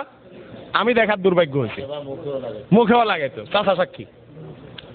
এটা করতো না আগে এক সময়। এখন আপনি এরকম কিছু করলে এলাকা মানুষ ধরে আপনারা ফিরে যাবো, বেটা গরুটার কষ্ট দেশ কেন? কথা বুঝতে পারছেন? এখন জ্বর হলে কি করে, একটা ইনজেকশন দেয় অথবা একটা ট্যাবলেট খানার সাথে দিয়ে দেয়, খাইলে বেডে গরু সুস্থ হয়ে যায়। আর আগে কি দিত, কাশি দিয়ে পোড়া দিত। তো কাশি দিয়ে কেন পোড়া দিত? আমার মনে হয় কোনো মানে ডাক্তার টাক্তার তো এত ছিল না, কোনো বেটার মাথায় কুবুদ্ধি আসে হয়তো যে গরু বেচারার হয়েছে জ্বর, কারোর যদি একটু ভাই সর্দি মর্দি লাগে, এর মধ্যে যদি হঠাৎ করে তার একটা হাত ভেঙে যায়, সর্দি থাকবো আর? কথা বুঝেন নাই? আমার এখন সর্দি আছে, আল্লাহ না করুক এই অবস্থাতে হঠাৎ করে আমার একটা হাত কেটে পড়ে গেল, সর্দি মর্দি কাশ মাসার থাকবো? বড় সমস্যা হলে ছোট সমস্যার কথা মানুষ বুঝলেই যায়, কাশ আইব কোত্থেকে? গরু বেচারার হয়েছে জ্বর, তারে দিছে গরম সেকা, সেকা খাওয়ার ছোটে জ্বরের কথা সে ভুলেই গেছে। জ্বর আসবে কোত্থেকে? এখন তো বড়টা ভাই ছোটটা এমনি গেছে গা। আমার মনে হয় কারো মাথায় কুবুদ্ধি আসে, এই জন্য এই গরুরে সেক দিত। কি বলেন আপনারা? কি এখন গরু ডাক্তার ভরে গেছে না গ্রামে গ্রামে? সরকারি অনেক চিকিৎসা পাওয়া যায় না এখন? এখন কি আপনারা কেউ বলেন না আমি ইনজেকশনও দিব না, ট্যাবলেটে খাওয়াবো না, বাপ দাদা 14 গোষ্ঠী সেক দিচ্ছে, আমিও গরু 14 গোষ্ঠীকে সেক দিব? আপনারা করবেন সেটা? তো এখানে তো শেয়ানা, যেটা ভালো পাইছেন গ্রহণ করছেন, বাপ দাদা কি করছে এটা দেখেন নাই। ইসলামের বেলা আসলে কেন বলেন না বাপ দাদা যা করছে হা তা করুম, করোনা দিস বুঝি না? এটা কি ঠিক না বেঠিক আমাদের কাজটা? বেঠিক। আরেকটা উপমা দিই। আমরা আগে জ্বর হলে কি করতো ভাই? জ্বর হইলে খেতা কম্বল লেপ তোষক যা আছে সব দিয়ে সাফাই থাকতো না? 5-7 পর্যন্ত উঠে ফেলে তো কম্বল দিতে দিতে না? আর না মাথা পানি দিত না, আপনি উল্টা কইছেন। মাথা পানি দিত না, পানির ধারে কাছেও নিত না, বরং পানি খাইতেও দিত না, ভাত খাইতে দিত না, কেবল ভাত হলে জ্বর বাড়বে, ভাত ঠান্ডা জিনিস, ফল খাওয়া যাবে না, ঠান্ডা জিনিস, এরকম করতো। আর খেতা কম্বল দিত কি দিত না? তো মানুষ কিন্তু তখন ডাক্তার যেগুলা ছিল ওরা বলতে এভাবেই করো। ওই গরুর যেরকম ভালো কোনো ডাক্তার ছিল না, হাতুড়ি টাতুড়ি ছিল, ওরা যা করছে ওইটাই পাবলিক করছে। ঠিক একইভাবে এই জ্বর হইলেও সবাই কম্বল টম্বল দিত। ওই ডাক্তার যেগুলা ছিল এগুলো তো পড়াশোনা করা কোনো ডাক্তার না, ওরা বলতো মানুষও দিত। জ্বর হইয়া গ্রামকে গ্রাম মানুষ মরেও যাইতো। বুঝতে পারছেন নি কথা? এখন ডাক্তাররা বলে কি খাইছে, খেতা কম্বল তো দূরের কথা, এই শরীরে কোনো কাপড়ই রাখা যাবে না, মাথায় পানি দাও, ফাইলে গোসল করাও, ফাইলে সারাক্ষণ এখানে পানির পট্টি বান্ধা ধুয়ে দাও, ফাইলে ফ্যান চালায় বসে রাখো, ফাইলে এর কাপড় চাপড় খুললা হাম্মামে গোসল করে আনো, তাহলে জ্বর ভালো হয়ে যাবো। আর ফাইলে এটাও যদি না পারো তো সারা শরীর ভিজা দানা দিয়ে মুছতে থাকো, কম্বল তো গায়ে দেওয়ার প্রশ্নই আসে না। বলে না এখন ডাক্তাররা? আপনারা কি কেউ আইসন তো এটা পাওয়া গেছে না আমি এই ডাক্তারদের কথা শুনুন না, আমার বাপ দাদা 14 গোষ্ঠী কি কম্বল গাপ দিছে, আমিও শালা কম্বলই গায়ে দেবো? আছে এরকম কোনো পাগল? তো ইসলামের বেলা আসলে কেন বাপ দাদারে অন্ধভক্ত হয়ে গেলেন? কোনাদিস কি বলতে শুনেন না? বুঝতে পারছেন ভাই? আরেকটা ডায়রিয়া। আগে ডায়রিয়া হলে পানি খাওয়াইতো না, জানেন আপনারা কেন খাওয়াইতো না? পানি খাওয়াইলে মরে যাবো, পানি খাওয়াইতো না, এই জন্য গ্রামকে গ্রাম ডায়রিয়া হলে সাফ হয়ে যেত মরা। কলেরা হয়ে, কলেরা মানে কি ডায়রিয়া হয়েছে, একের পর এক ডায়রিয়া হয়ে সব মানুষ সাফ হয়ে যেত। কেন? কারণ হলো পানি খাওয়াইতো না। এখন ডাক্তাররা বলে খাইছে রে, ডায়রিয়া হলে ওষুধ একটাই, পানি সাথে একটু লবণ চিনি দিয়া খাও, বাস ইনশাআল্লাহ রোগীর কিচ্ছু হবে না। তা আমরা আগের ডাক্তাররা যা বলছে সেটা শুনতেছি না এখনকারটা শুনতেছি। ভাই আগে ডাক্তারের অ্যাটাচি আছে না, অ্যাটাচি একটা ব্যাগ থাকে না, এই ব্যাগ সাইকেলের ভিসে রাখা ওর ভিতরে 20-30টা ফাইল কিছু ট্যাবলেট ক্যাপসুল রাখা এই বেটা গ্রামে গ্রামে ঘুরতো না। যত রোগ হোক, যে কোনো রোগ হোক, আপনি তার যে কোনো রোগের কথা বলবেন, ক্যান্সারও যদি হয়ে যায় তো বলেন যে ডাক্তার সাহেব আমার বাবার ক্যান্সার হয়েছে, কি করবে? ও ফাইল থেকে যে কোনো একটা ফাইল খুলে তার দিবেই দিবে নাকি? বেটার তো দোষ নাই, কারণ হলো ফাইল না দিয়ে কি করবে? চেষ্টা করে দেখি যদি মাসে বাঁচলো, যদি লাইগা যায় বাঁচলো। বেটা এখন তো গাড়িও নাই, হাসপাতালও নাই, নিবে কোথায়? এমবিবিএস ডাক্তারও নাই, এই জন্য যা পাইতো ওখান থেকে একটা ফাইল নিয়ে দিয়ে দিত। আর এখন ডাক্তার লেখা দিছে আমার জ্বর হলে এই ওষুধ হয়েছে, এত বড় সাইদালিয়া এদেশের মসজিদের চাইতে বড়, এত বড় সাইদালিয়াতে খুঁজে ওষুধ পায় না। আর ওই বেটার সব রোগের ওষুধ ওই একাটাসির মধ্যে আছে, ঠিক না? কি বলেন, ওরা কি আসলে ডাক্তার ছিল? একটা কথা আছে, নিম তবিব খতরায় যান, নিমে মোল্লা খতরায় ইমান। মোল্লা আদা হইলে ইমান যায়, আর ডাক্তার আদা হইলে মানুষ মরে, রুগী মরে। তখন ঠিকই রুগী মানুষ মারা যাইতো অনেক বেশি অসুস্থতা চিকিৎসা বা ভুল চিকিৎসার কারণে। কিন্তু তখনকার যে ডাক্তাররা যে চিকিৎসা দিছে তাদেরকে মারহাবা দিতে হবে। কেন?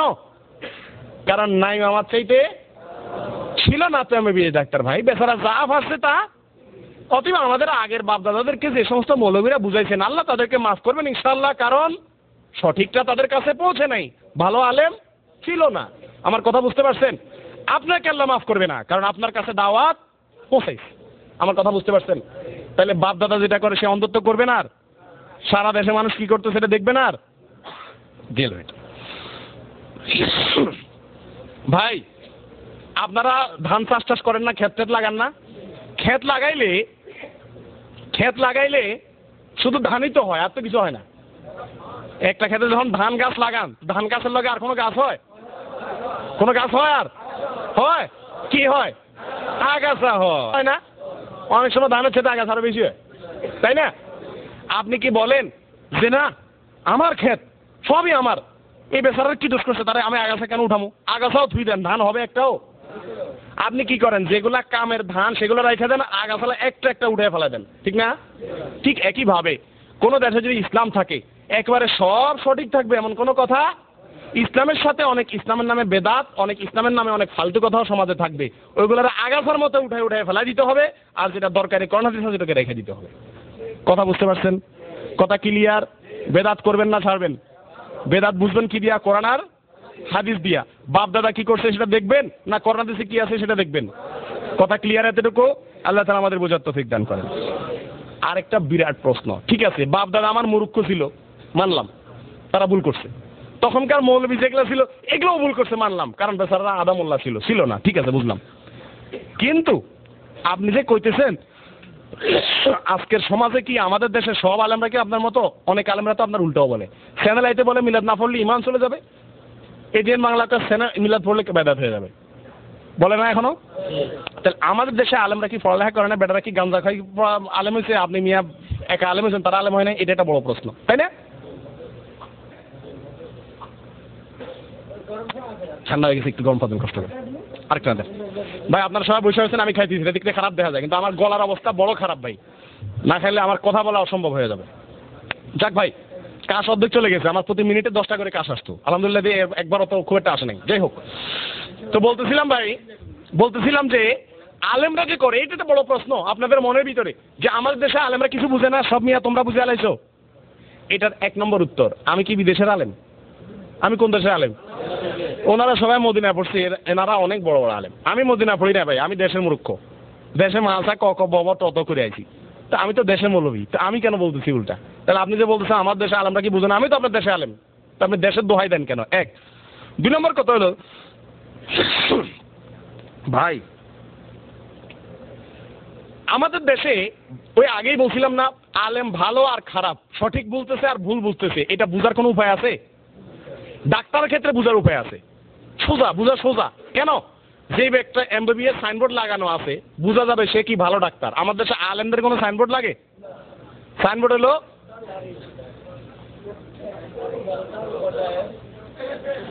এই সাইনবোর্ড না, আর কোনো সাইনবোর্ড লাগে? কিন্তু একজন ডাক্তার হতে হলে তার এমবিবিএস সাইনবোর্ড লাগায় রাখা লাগে। যদি সন্দেহ হয় তাহলে সরকারের গোয়েন্দা বিভাগ এসে চেক করবে আপনি কোথায় এমবিবিএস পড়ছেন, ঠিক কি না? কিন্তু কোনো আলেমরে কেউ চেক করবে? আমার দেশের সরকাররা এই ব্যাপারে একদম ছেড়ে দিছে, ইসলামের 12টা বেজে যাক সব সরকার। বুঝেন নাই কথা? এমবিবিএস আলেম সঠিক কি বেঠিক এটা যাচাই করার ব্যবস্থা আছে, আলেম সঠিক কি বেঠিক এটা যাচাই করার জন্য সরকারের বা রাষ্ট্রের কোনো ব্যবস্থা। রাষ্ট্র কয় ইসলাম যার যার তার তার, বাবা তোরা ইসলামরে বাঁশ দে, মান না মান, জাদাত কর বেদাত কর, যা মনে চায় তোরা কর। আমরা সরকার এই ফাও কাজ করার সময় আমাদের নাই, ইসলাম নিয়ে দেখার সময় আমাদের নাই। আমরা করম চুরি ডাকাতি মারামারি খুনাখুনি মিছিল মিটিং হরতাল এগুলো করুম আমরা। এই ইসলাম এগুলো আমাদের দেখা দেখি বিষয় না, এগুলো মোল্লারা যার যা মনে চায় করুক, বরং এগুলো যত গন্ডগোল মোল্লারা করবো সরকার তত খুশি। কথা বুঝেন নাই? ও ভাই, তাহলে এরকম একটা দেশে আলেমরা যদি বলেন যে আপনি ভাই আমার দেশে আলেম বুঝে নাই, তাহলে আমার জবাব এটাই যে আপনার দেশের আলেমদেরকে কি বুঝার কোনো উপায় আছে? আমার দেশে তো সব রকমের আলেমই আছে, আছে না? আমার একবার একটা দাওয়াত দেওয়া হয়েছে, আমি যখন ইমাম ছিলাম ঢাকাতে, পাশে আমার মসজিদের পাশে এক দোকানে দাওয়াত দিচ্ছে, সিডির দোকান, সিডি আছে না? সিডির দোকান। তো সিডির দোকানে তো সব ওয়াজের ক্যাসেট বিক্রি হয় না, কোরআন হাদিস ওয়াজ এগুলোর ক্যাসেট না বিক্রি করে সিডির দোকানে? হ্যাঁ, কোরআন হাদিস সিডির একটাও নাই ভাই, একটাও নাই। সব ভালো ভালো জিনিসের সিডি বিক্রি করে। আচ্ছা, তো দোকানে কোন সিডি মিডি রাখে নাই, এমনি মাত্র ডেকোরেশন দিছে, দিয়ে আমার বলে ইমাম সাহেব মিলাদ পড়তে হইব। তো আমি গেছি, কারণ মুসলমান মিলাদ মিলাদ মিলাদে না গেলে আমি মিলাদ বুঝাবো কিভাবে? আমি 91 কয়জন আগে একটা মিলাদ পড়ছি। এক হোটেল হয়েছে, আমারে ফোন দিছে, আমরা একটা হোটেল খুঁজছি, আসেন আপনি মিলাদ পড়তে হবে। আমি চিন্তা করলাম আমি যদি কই না মিলাদ পড়ব না তো বহুত মৌলবী যায় পড়ে দিয়ে আসবে, মৌলবীর অভাব নাই। তার সাথে আমি বললাম যে ঠিক আছে আমার জরুরি কাম বাদ দিয়ে আমি আসতেছি মিলাদ পড়তেছি। আইসা মিলাদ বুঝাইয়া দোয়া করে দিয়ে চলে গেছি। সময় তো ভাইরা ওই মিলাদ আমি গেছি, যাইয়া বললাম যে ভাই এটা কিসের দোকান হবে? যাই আগে তো জিজ্ঞা না, তো কয় ইমাম সাহেব এটা সিডির দোকান দেবো ইনশাআল্লাহ। আমি কইলাম আপনার সাহস তো কম না, আপনি এখানে ফিল্ম বেচবেন, বসে বসে আকাম করবেন আর খারাপ জিনিস বেচবেন, আর আমারে আনছেন দোয়া করবে দিকের লাগা। আপনি আমারে বেছেন বেকুব বেকুব, আল্লাহরও মনে করছেন বেকুব, যে আল্লাহ আমি দোয়া করব আল্লাহ এই বেচারা আর এই আকাম কুকামের ব্যবসায় বরকত দিও মাওলা, ও মাওলা সে ফিল্ম বেচবো তুমি আরো বরকত দাও, ফিল্ম বাড়াইয়া দাও। আল্লাহ তো গুরু আমারও ঠেঙ্গাইবো তোমারও ঠেঙ্গাইবো। খুব একটা বেয়াদব কোথাকার, এই আকামের জন্য তুই আবার দোয়া করতে আসুস। আমি আপনার ব্যবসার জন্য দোয়া কিভাবে করি? আপনি আমার এত বড় সাহস, আপনি একটা কুকামের দোকান খুলতেছেন আর আগানো বড় দোয়া করতে। ঠিক আছে আমি দোয়া করবো, একটা দোয়া করতে পারি, আমি দোয়া করবো আল্লাহ তোমার গজব এই ব্যবসার উপরে পড়ুক আল্লাহ, আল্লাহ এই বেটার দোকানে একটা সিডিও যেন কেউ না কিনতে আসে, আল্লাহ যা আছে সেগুলো যেন আগুন লেগে ধ্বংস হয়ে যায়। কই ইমাম সাহেব আপনার মাথা খারাপ আছে? কেউ ছিল না তখন, আমি এসে হাইটে হাইটে আসতেছি, আমি তারা বললাম, বলে যে ওসব আপনার মাথা খারাপ হয়ে গেছে, আপনি কি বলেন এগুলা? আমি এত দোয়া করতে আপনি ধ্বংসের দোয়া করবেন? আমি কইলাম যে ঠিক আছে যদি ধ্বংসের দোয়া না করা লাগে তাহলে আমি দোয়া করতে পারবো না ভাই। ভাই বেইজ্জত করেন না ভাই, বহু মানুষে বলে আলাইছি মিষ্টি মুষ্টি জিলাপি লাভি আইনে ফেলাইছি, আপনি না আইলে মানের জোর যাইব। তাই বললাম ঠিক আছে, তো দোয়া আমি আমার মতো করুম, ইমামতি করতে হবো, তাহলে তো ফিটাও খাবো এলাকা থাকতে হইলে, আমার তো মাতন লাগবো, ফিটটা আমারটাও ঠিক রাখতে হইব। পরে যাই করলাম যে ঠিক আছে ভাই উনি একটা ব্যবসা করবেন, এই ব্যবসা কোনো ভালো ব্যবসা না, কি করবো আমার দেশে ভালো ব্যবসা কোনো রাস্তা নাই, বেচারা এই ব্যবসা নিছে, দোয়া করেন সবাই আল্লাহ তারা যেন হালাল একটা ব্যবসার ব্যবস্থা করে দেয়। এই দোয়া টোয়া করে দিয়া চলে এলাম। তো আমি বলতেছি আমাদের দেশে মিলাদ পড়ার জন্য কি মৌলবীর অভাব হয়? ভাই সিনেমা হল যত সিনেমা তৈরি হয় আপনারা জানেন কিনা আমি জানি, আমি ঢাকাতে ছিলাম, এফডিসিতে প্রত্যেকটা সিনেমা উদ্বোধনের জন্য হুজুর আনে, মিলাদ হয়, আপনারা জানেন? ওইটার নাম হলো সিনেমা তৈরি করার পরে সিনেমা দেখানোর আগ দিয়ে অনুষ্ঠান, ওটার নাম হলো শুভ মহরত অনুষ্ঠান। শুভ মহরত অনুষ্ঠানের প্রথম কাম হলো একটা হুজুর এসে মিলাদ পড়ে, দোয়া করে দিয়ে আল্লাহ এই ফিল্মের ব্যবসা যেন ভালো হয় আল্লাহ, সবাই আমিন বলে। ও ভাই আমাদের দেশে এমন কোন কাম আছে যে কাম করার জন্য মৌলবী পাইবেন না? একটা কাফের মূল্যেও যদি জানাজার জন্য মৌলবীর দরকার হয় 50 টাকার লোভে মৌলবী যাওয়ার লোকের অভাব।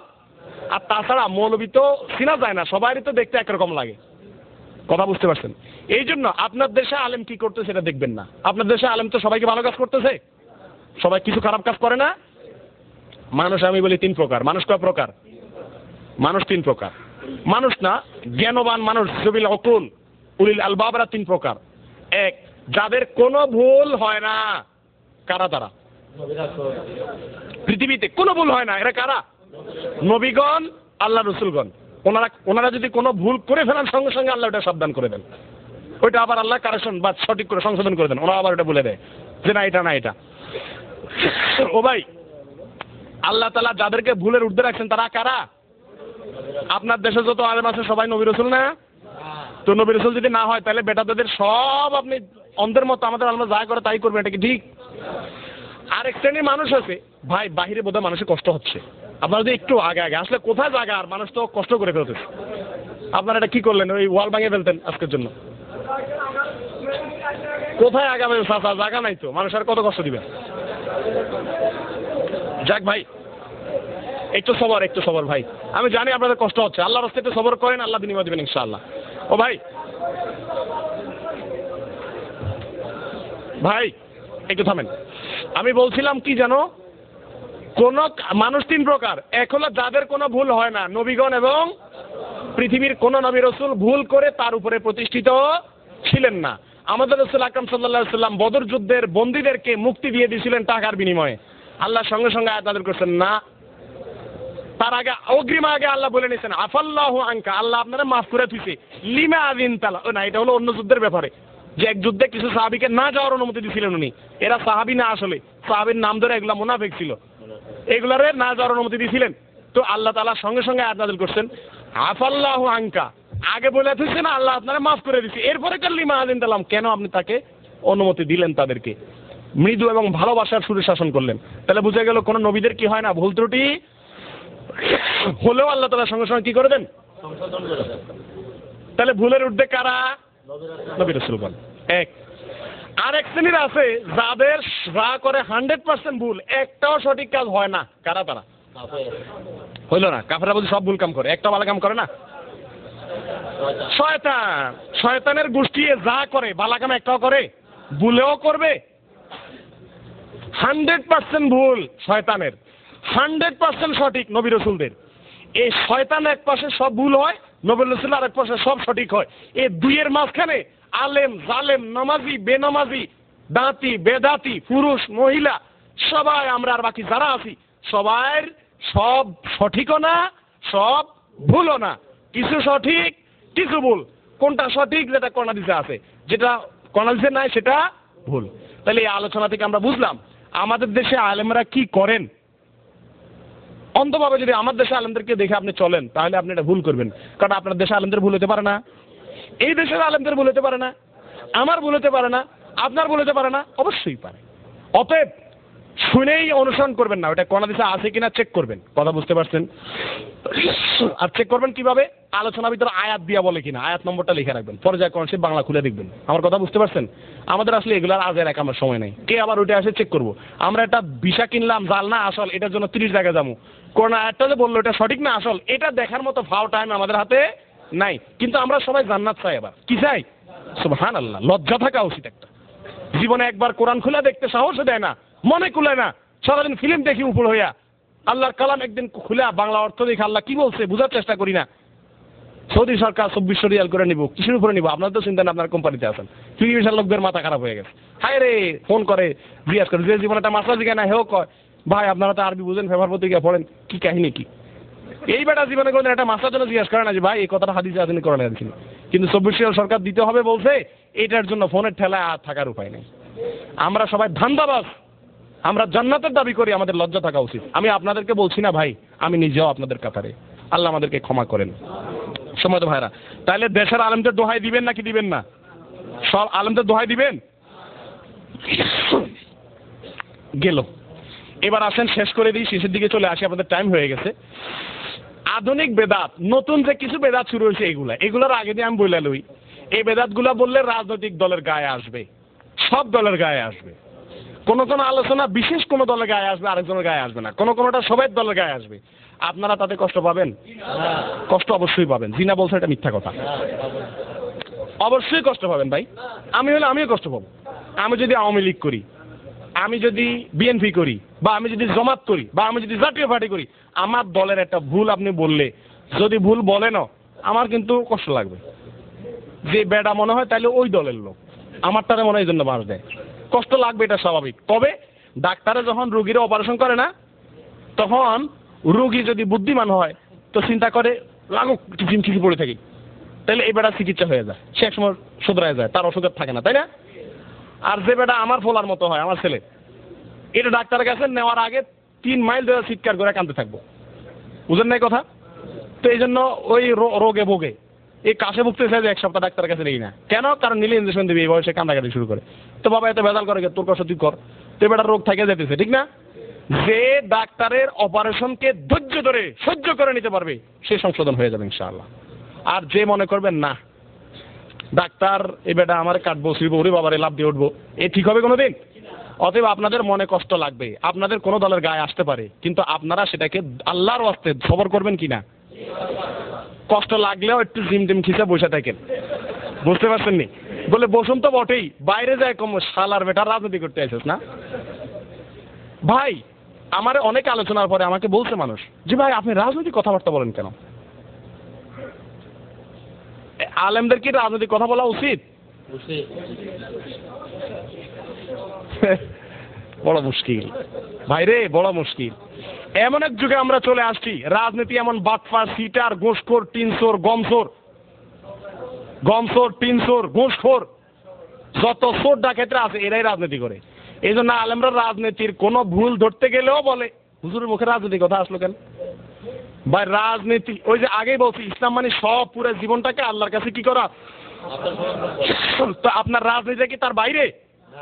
আপনি কি বলছেন এ আল্লাহ আসলামতু লিরাব্বিল আলামিন, আমি রব্বুল আলামিনের কাছে আত্মসমর্পণ করলাম, সারেন্ডার করলাম, আমি আমার জীবন মরণ সবকিছু আল্লাহর হাতে দিয়ে দিলাম, তবে আমার রাজনীতি নিয়ে আল্লাহ কোনো কথা বলতে পারবে না বলছেন? তার মানে কি আপনার জীবনের এমন কোনো কাজ নাই যে কাজটাকে এই কোরআন আর হাদিসের আলোকে যাচাই করা লাগবে না। আমার কথা বুঝতে পারছেন? তাহলে রাজনৈতিক আলোচনা বা রাজনৈতিক কাজগুলোকে কোরআন হাদিসের আলোকে কতটুকু সঠিক কতটুকু বেঠিক এটা বলা আমাদের দায়িত্ব না দায়িত্বের বাইরে? নাকি রাজনীতির মধ্যে ইসলাম চলবে না?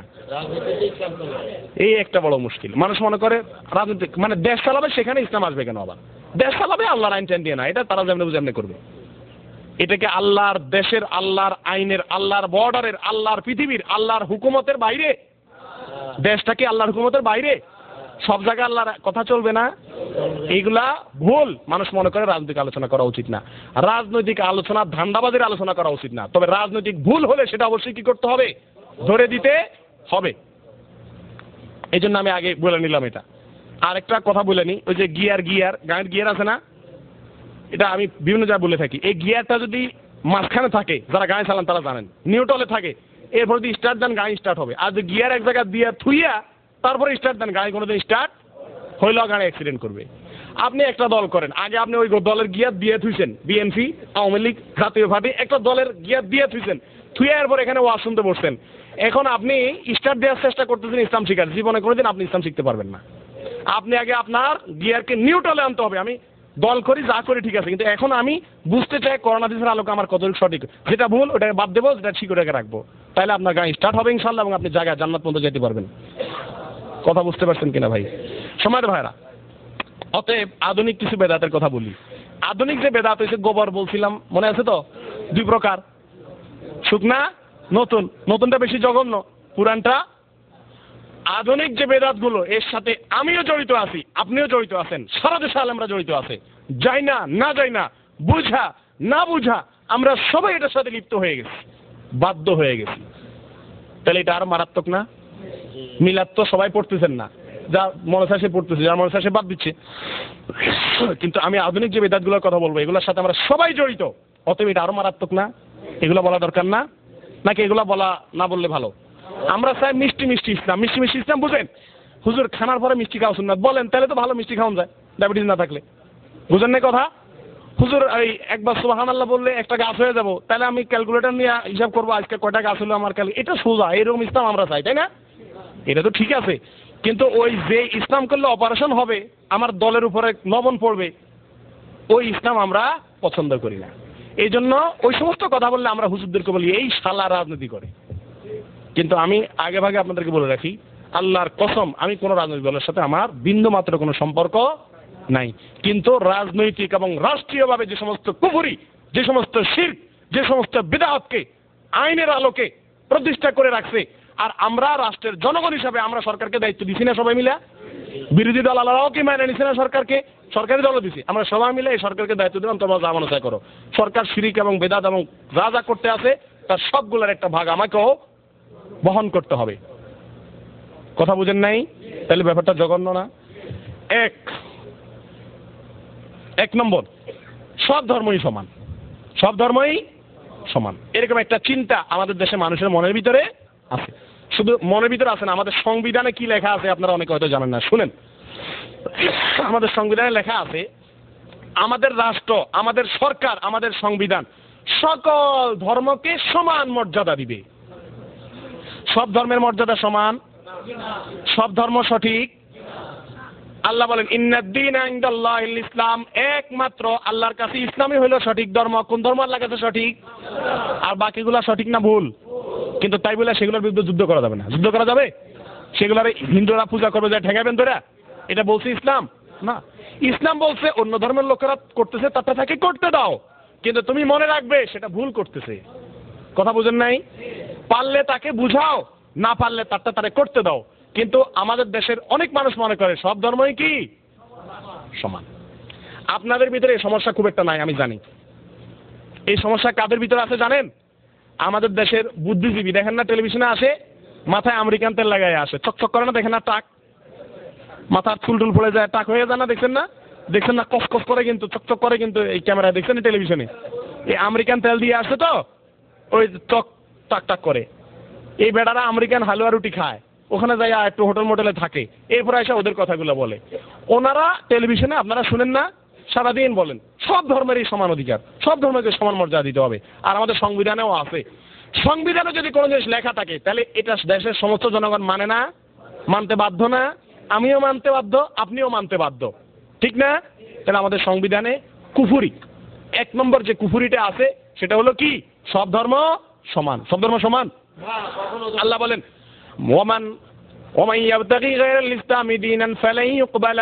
যে ব্যক্তি ইসলাম ছাড়া অন্য কোন ধর্মকে আল্লাহর কাছে ধর্ম হিসাবে পেশ করবে তো আল্লাহ ওটা বাতিল করে দিবেন, ওটা গ্রহণ করবেন না। তাহলে বোঝা গেল সব ধর্ম আল্লাহর কাছে। আমাদের সংবিধানে সব ধর্মের মর্যাদা কি? এটা সঠিক না ভুল? আওয়ামী লীগের বাইরে কি একমত? বিএনপি আলাদা? মুশকিল। কিন্তু একমত না হলে আপনার ইমান থাকবে না ভাই। এখন আপনি একমত হবেন না দ্বিমত হবেন আপনার ব্যাপার, আমার দায়িত্ব আমি শেষ করলাম। সব ধর্ম সমান, কিন্তু আমাদের সংবিধানে তো লেখা হয়েছে যে সব ধর্মের সমান অধিকার, সব ধর্মই ভালো। সব ধর্ম ভালো? এক। দুই নম্বর আসেন, আমরা অনেকেই বলি বা আমাদের সংবিধানে লেখা আছে জনগণই সকল ক্ষমতার উৎস। সংবিধানে লেখা আছে, জানেননি আপনারা? এটা জানেন না? কে কে জানেন না? বেশিরভাগ মানুষ জানেন না। আমাদের সংবিধানে লেখা আছে জনগণই সকল ক্ষমতার উৎস। এদেশের আইন হলো জনগণ সকল, অর্থাৎ সকল ক্ষমতার মালিক কে? জনগণ। জনগণ যা বলবে সে অনুযায়ী দেশ চলবে। জনগণ বলবে এই সফদুল আলী দেশ চালাবে, তাহলে সফদুল আলী দেশ চালাবে। জনগণ বলে আব্দুল আলী আমরা ভোট দিলাম তো আব্দুল আলী প্রেসিডেন্ট। হে ভালো না মন্দ এসব দেখা দেখি নেই, সে আল্লাহ আল্লাহ রসুলকে মানে কিনা এসব দেখা দেখি নেই। জনগণ সকল ক্ষমতার মালিক, জনগণ যা চায় তাই হবে। এটা না আমাদের সংবিধানে লেখা আছে? এটা না গণতন্ত্রের কথা? এটাকে আমাদের টেলিভিশনগুলোতে সারাদিন বলে না? এটাকে আমার দেশে বেশিরভাগ মানুষ বিশ্বাস করে না? আবার বলে সার্বভৌম ক্ষমতার মালিক জনগণ। আল্লাহ কোরআনে কি বলে বা শুনেন। আল্লাহ তাআলা বলতেছেন কোরআনে, ইনিল হুকমু ইল্লা লিল্লাহ। আল্লাহ বলেন শাসন একমাত্র আল্লাহর শাসন চলবে। কার শাসন চলবে? এই তো জামাত ইসলামের কথা হয়ে গেল। এই শালা রাজাকার, আমার জন্মই হয় না, আমার 14 বছর জন্মই হয় না যুদ্ধের সময়। রাজাকার না হলে জঙ্গি তো নিশ্চয়ই। আল্লাহর আইন চাইছে, এই বেটা তো জঙ্গি হয়ে গেছে। কোথায় গিয়ে পৌঁছাইছি আমরা? সময় তো ভাইরা, আপনার বিবেককে আপনি প্রশ্ন করেন। আল্লাহ বলতেছেন ইনিল হুকমু ইল্লা লিল্লাহ, একমাত্র শাসনের মালিক আল্লাহ। আল্লাহর শাসন চলবে, জনগণের শাসন চলবে না। আল্লাহ কি বলে সে অনুযায়ী দেশ চলবে, জনগণ যা চায় সে অনুযায়ী চলবে না। আল্লাহ বলতেছে কোরআনে এটা। আপনার সংবিধান বলে না আল্লাহ আল্লাহ বুঝি না? জনগণ যা বলে সে অনুযায়ী দেশ কোরআন চলবে। কি বলেন? সংবিধানের ভিতরে এই কথাটা কোরআনের উল্টা না? আচ্ছা আসেন আরেকটা আয়াত দেখি, সূরা তাবারাকাল্লাযীর প্রথম আয়াতে আল্লাহ বলেন তাবারাকাল্লাযী বিয়াদিহিল মুলক, ওই আল্লাহ বরকতময় যার হাতে সমস্ত রাজত্ব, সমস্ত ক্ষমতা। ওহুয়া আলা কুল্লি শাইইন কাদির, আল্লাহ সমস্ত বিষয়ে ক্ষমতা একমাত্র কার? সকল ক্ষমতা কার? আর আমাদের সংবিধান বলে সকল ক্ষমতা বলে জনগণের। হায় হায় হায়, সকল ক্ষমতা জনগণের। মিয়া যখন তত্ত্বাবধায়ক সরকার রাইফেল দেখাইয়া জননেত্রীর জেলে নিয়ে গেছে, রাষ্ট্রপতি বলছে বেড়া ইমার্জেন্সি জারি কর, জরুরি অবস্থা, নয় ঠুস করে দিমু। রাষ্ট্রপতি বেচারা বুড়া, তাদের কবাভারে যান বাঁচাই লেখ 2 বছর চালাইছে না? জনগণ এদেরকে চাইছিল শুরুতে, জনগণের ভোটে তারা আসছিল। তো জনগণ যদি সকল ক্ষমতার উৎস হয়, তত্ত্বাবধায়ক সরকার কেমনে আসলো? যদি জনগণের হাতে সকল ক্ষমতা থাকে তাহলে তারা কেমনে আসলো? আল্লাহ বলেন কুলিল্লাহুম্মা মালিকাল মুলক, কোরআন আয়াত, কুলিল্লাহুম্মা মালিকাল মুলক, আল্লাহ বলো হে রাসূল, হে আল্লাহ আপনি হলেন সমস্ত রাজত্বের মালিক। তুতিল মুলকা মান তাশা, যাকে ইচ্ছা তাকে রাজত্ব দেন। ওয়া তানজিউল মুলকা মিম্মান তাশা, যাকে ইচ্ছা তার হাত থেকে রাজত্বকে ছিনিয়ে নেন। এটা ক্ষমতার কার? আল্লাহর। ফখরুদ্দিন আহমদ এই বেটা ব্যাংকে চাকরি করে। ব্যাংকে চাকরি করা লোক রাষ্ট্রের প্রধান হবে, আমাদের দেশের আইনে সংবিধানে এমন কিছু আছে? কিন্তু হে বেটাই হয়েছে আসছে না, এবং 2-2.5 বছর চালাইছে, তাই না? তো জনগণ যা চাইছে তাই হয়েছে না আল্লাহ যা চাইছে তা হয়েছে? তাহলে বোঝা গেল জনগণ সকল ক্ষমতার মালিক। কিন্তু আপনি এই কথাও যদি বলেন তাহলে তো আপনি রাষ্ট্রদ্রোহী। আর সংবিধান মানেন না আপনি, আমি তো মানি না। আমার আল্লাহ বলতেছেন এর উল্টাটা, আমি কিভাবে এটা মানি? সংবিধানের কুফরি আছে দেখছেন তো? নাম্বার 3, আমরা মনে করি সব জায়গায় ইসলাম থাকা উচিত না। এটা আমাদের দেশের 100% মানুষ মনে করে। আর সাধারণ মানুষ এখন মনে করে, যা খবর রাখেন না, সৌদি আরবের মানুষ আমরা দেশে মানুষ না, আমাদেরটা বাদ। কেন? আমাদের কোনো দাম নাই ভাই। আমরা ফার্মের মুরগি ডিম পাড়া শেষ হয়ে গেলে তার জন্য কোনো দাম নাই, 10 টাকা বিক্রি হয় 5 কেজি ওজনের মুরগি। আমরা হলাম সেরম ভাই যারা বিদেশে থাকি, প্রবাসীরা। আম করে সবাই গাইলা, এখানে কয় আজনবী, দেশে গেলে কয় বিদেশি। দেশে গেলে আপনারা কেউ দেশের মানুষ স্বীকার করে?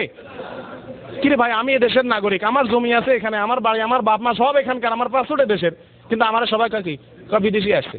কিরে ভাই আমি কেমনি বিদেশি হলাম? আমি দেশের মানুষ মিয়া, কিন্তু না আপনি বিদেশি, ঠিক না?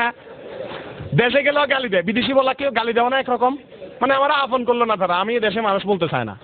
এই বেটা তো বইঙ্গা, চিটাঙ্গে বলে কি, বাইরের চিটাঙ্গের বাইরের লোকের চিটাঙ্গেরা কি বলে, বইঙ্গা। তো এর একটা গালি আমাদের দেশে, যে দেশে গেলে কয় বিদেশি আর এখানে আসলে কয় আজনবী। তো আমরা আমাদের দাম কোনো জায়গায় আছে? অতএব আমি আপনাদের কথা বলতেছি না, আপনারা অনেকে ভালো হয়তো, কারণ আপনারা আপনাদের দেশের মানুষের কাগজ, আমরা দেশের মানুষই না। কথা বুঝতে পারছেন নি? সমাজে আমাদেরকে দেশের মানুষ মনে করে না, মনে করে বিদেশি। এমনকি বিদেশ থেকে আপনি খুরুজও চলে গেছেন, মরণ পর্যন্ত আপনারা কবে কি বিদেশি। হায় হায়, এটা এক ধরনের গালি আমি মনে করি, এটা অপমান। আচ্ছা যাক, সেটা আলাদা আলোচনা। এটা মানুষ গালি দিয়া বলে না, মানুষ ভুলে বলে আর কি, আমি বললাম আর কি, আপনারা আবার ভুল বুঝেন না। যাক, তো আমি বলছি আমাদের দেশের মুরব্বী বলছেন বুদ্ধিজীবীরা মনে করে, বুদ্ধিজীবী না, আজকের স্কুল কলেজের ছেলে মেয়েরা, আমি নেটে থাকি, ইন্টারনেটে থাকি, আমি জানি 100-র ভিতরে 100 ভাগ, 1000-এর ভিতরে 999 জন মানুষ মনে করে, কি মনে করে? সব জায়গায় ইসলাম ঢুকানো কিনা উচিত না, সব জায়গায় কোরআন হাদিস টানা। ভাই আপনার রুমে আপনি টেলিভিশনে ফিল্ম দেখতেছেন, ওই বুড়া সাদা দাঁড়িয়ালা দেখছেন না? এই বেটা কাছে ফিল্মের কি মজা আছে, তার শরীরে কিছু আছে? লাইফ তো শেষ। এই বেটা যায় একটা জোয়ান ছেলেরে কইতেছে, কি কইতেছে? এই বেটা আল্লাহ রাসূল সাল্লাল্লাহু আলাইহি ওয়াসাল্লাম বলছেন মেয়েদের দিকে না তাকাইতে, পর্দা করতে, অশ্লীলতা আল্লাহ নিষেধ করছেন, ফাহাশা কাজ করতে আল্লাহ নিষেধ করছেন, এটা ফাহাশা কাজ, এগুলা করা যাবে না।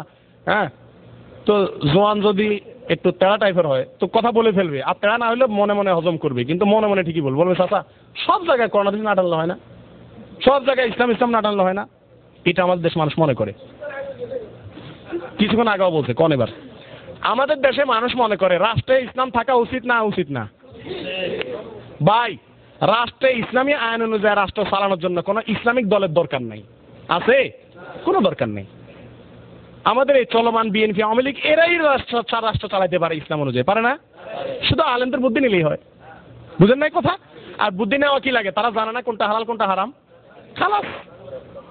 কিন্তু করবে না, তারা করবে না, এটা তাদের দোষ একটুও না। আমি বিএনপি, আওয়ামী লীগ বা জাতীয় পার্টি, জামাত কারোর দোষ দেবো না, এটা দোষ আপনার এবং আমার, আমাদের দোষ না। আমি স্পষ্ট করে বলতে চাই, রাষ্ট্র ইসলাম অনুযায়ী চালানো এই যুগে কঠিন, সেটা আমি জানি, ঠিক আছে? আমি রাষ্ট্র চালানোর কথা বলতেছি না। আমাদের সংবিধানে রাষ্ট্রের ধর্ম হিসাবে ইসলাম থাকা উচিত না, উচিত না। কিন্তু আমাদের বুদ্ধিজীবীরা তো 100 ভাগ টেলিভিশনে বলে যে না, রাষ্ট্রে কোনো ধর্ম থাকা উচিত না। রাষ্ট্রের কি থাকবে? জাতীয় ফুল, জাতীয় ফল, জাতীয় কচু, জাতীয় ফিতা, জাতীয় অনেক কিছু আছে না, জাতীয় মাছ, জাতীয় ফল, সব জাতীয় থাকবে, জাতীয় কোনো ধর্ম থাকবে না। ধর্মের বেলা থাকবে নিরপেক্ষ। ভাই এটা কি কোনো মুসলমানের কাজ? ধর্মের ইসলাম সংবিধানে থাকলে কি দেশের জন্য সমস্যা?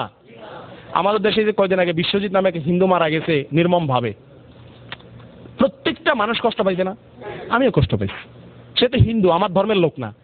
বাংলাদেশে মানুষের মধ্যে হিন্দু মুসলমানরা কত সুন্দর মিলেমিশি থাকতেছে না? আমার দেশে হিন্দু আর মুসলমানের মারামারি হয়েছে কোনোদিন? 100টা লাশ পড়ছে এরকম শুনছেন কোনোদিন?